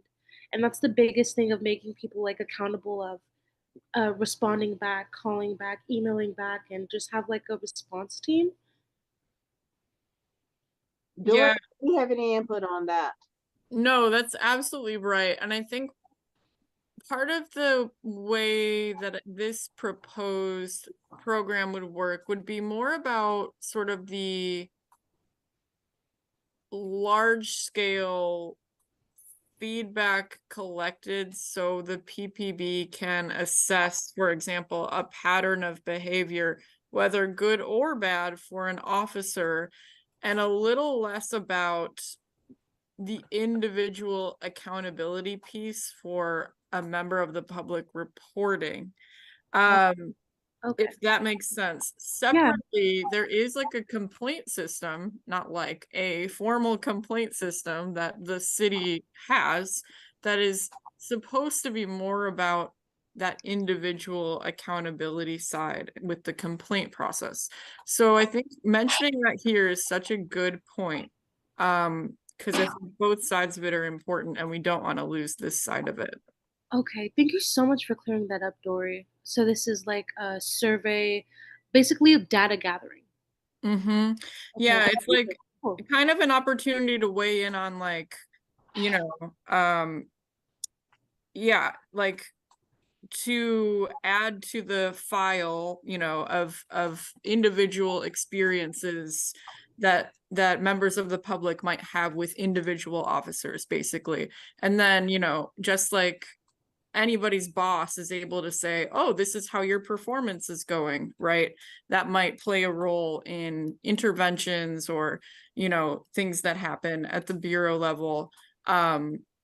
Is I think the idea behind how the data could work, but it's a little less about, you know, responding to the individual in these reports, if that makes sense.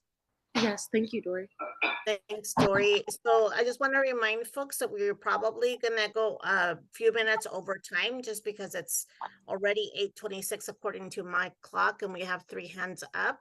So we'll go to Tia, Kip, and then Pastor Wisner. My my hand is up because we were voting and she said, hands up if you vote yes. We're gonna redo the vote because we made okay. substantive changes, but thank you. Yeah, Celeste, if we can wait first to make sure that Kip and Oh yes. I wasn't gonna skip them. Yeah, do you guys have Kip? No, okay. Yeah, I just have a quick comment to follow on to what we were just talking about. We absolutely need to make sure or make clear that it does not replace the formal complaint process, but we should make a recommendation that part of the feedback loop on this should ask if A, they do want somebody to follow up, and B, do they want someone to reach out to do a formal complaint rather than making somebody go through 2 different processes necessarily. So I think the survey itself could instigate potentially that actual formal complaint process. And I think that's where we mentioned the self-select option as in getting around the data issue. Yes. Okay, yeah. Pastor Wisner? I'm stuck a little bit because that was one of the questions I was at the beginning of my contact, but I do follow the grade card process.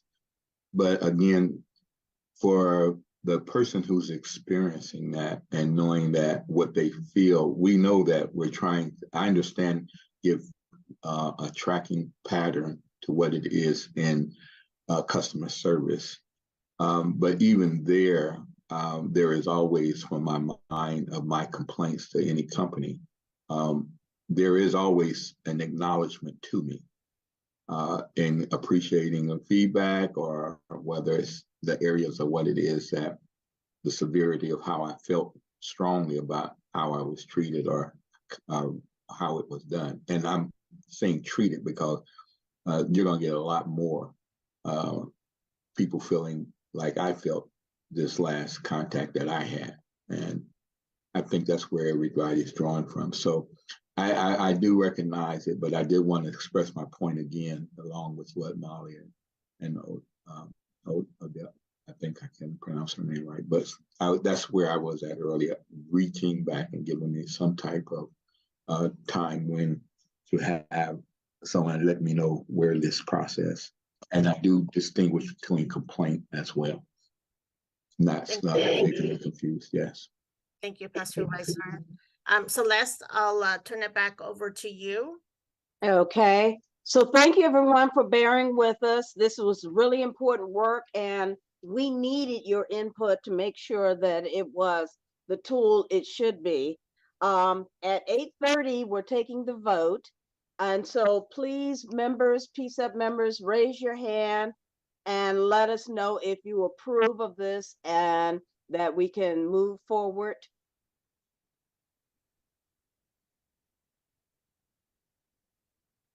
Are you asking that now, Celeste? Yes, I am.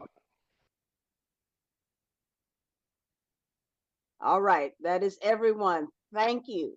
Thank you, committee members. Thank you, partners. And thank you, community members, for making sure that this is a well-crafted recommendation. Okay, at this point, oh, go ahead, Dory. Oh, just great work, you guys, because yeah. I don't know if this is clear, but passing both the bylaws and a recommendation in one meeting is an amazing Phenomenal. accomplishment. That is quite a bit of work. Yeah, so we do have open public comment at this time. So sorry, Celeste, I just had to say that, but I'll just move into this now. So yeah, if any members of the public have comments related to things that were not on today's agenda, or really want to follow up on something that was voiced earlier, please feel free to raise your hand at this time. And I'll turn this over to Afrida.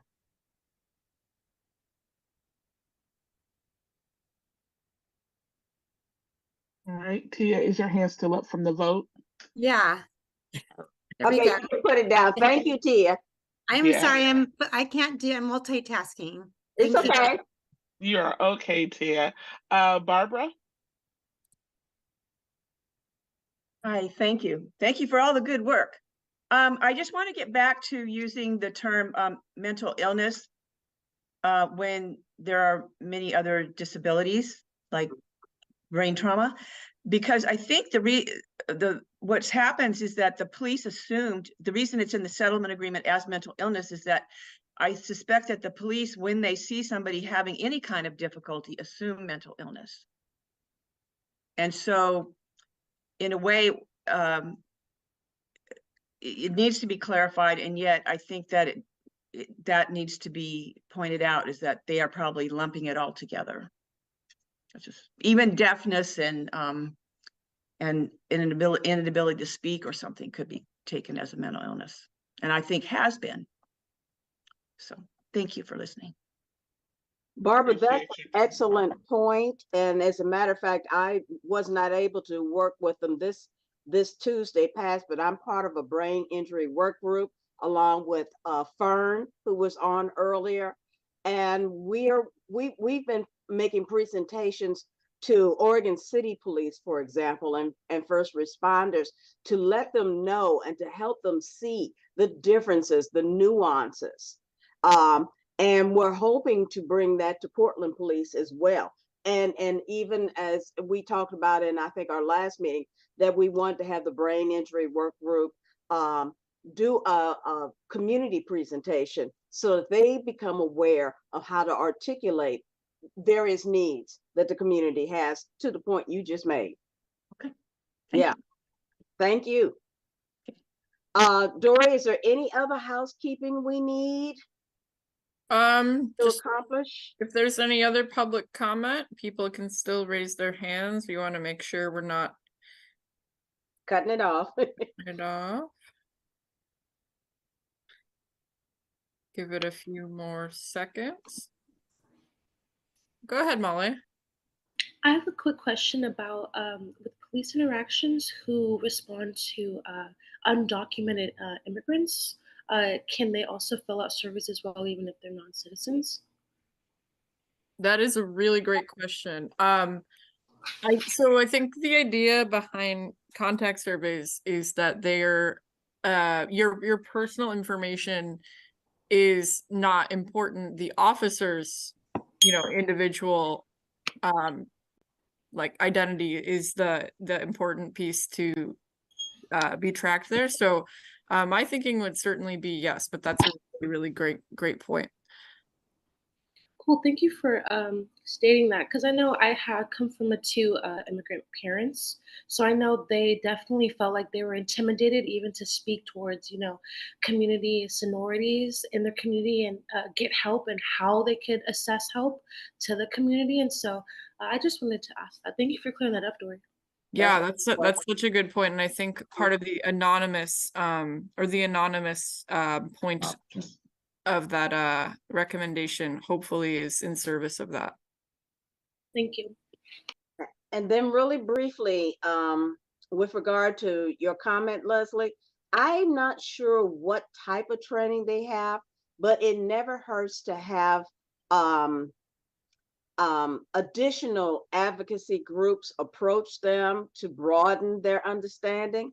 And that's one thing we can do, as well as make recommendations for training. So maybe that's something that we have as an ad hoc committee activity, We can talk about that offline though.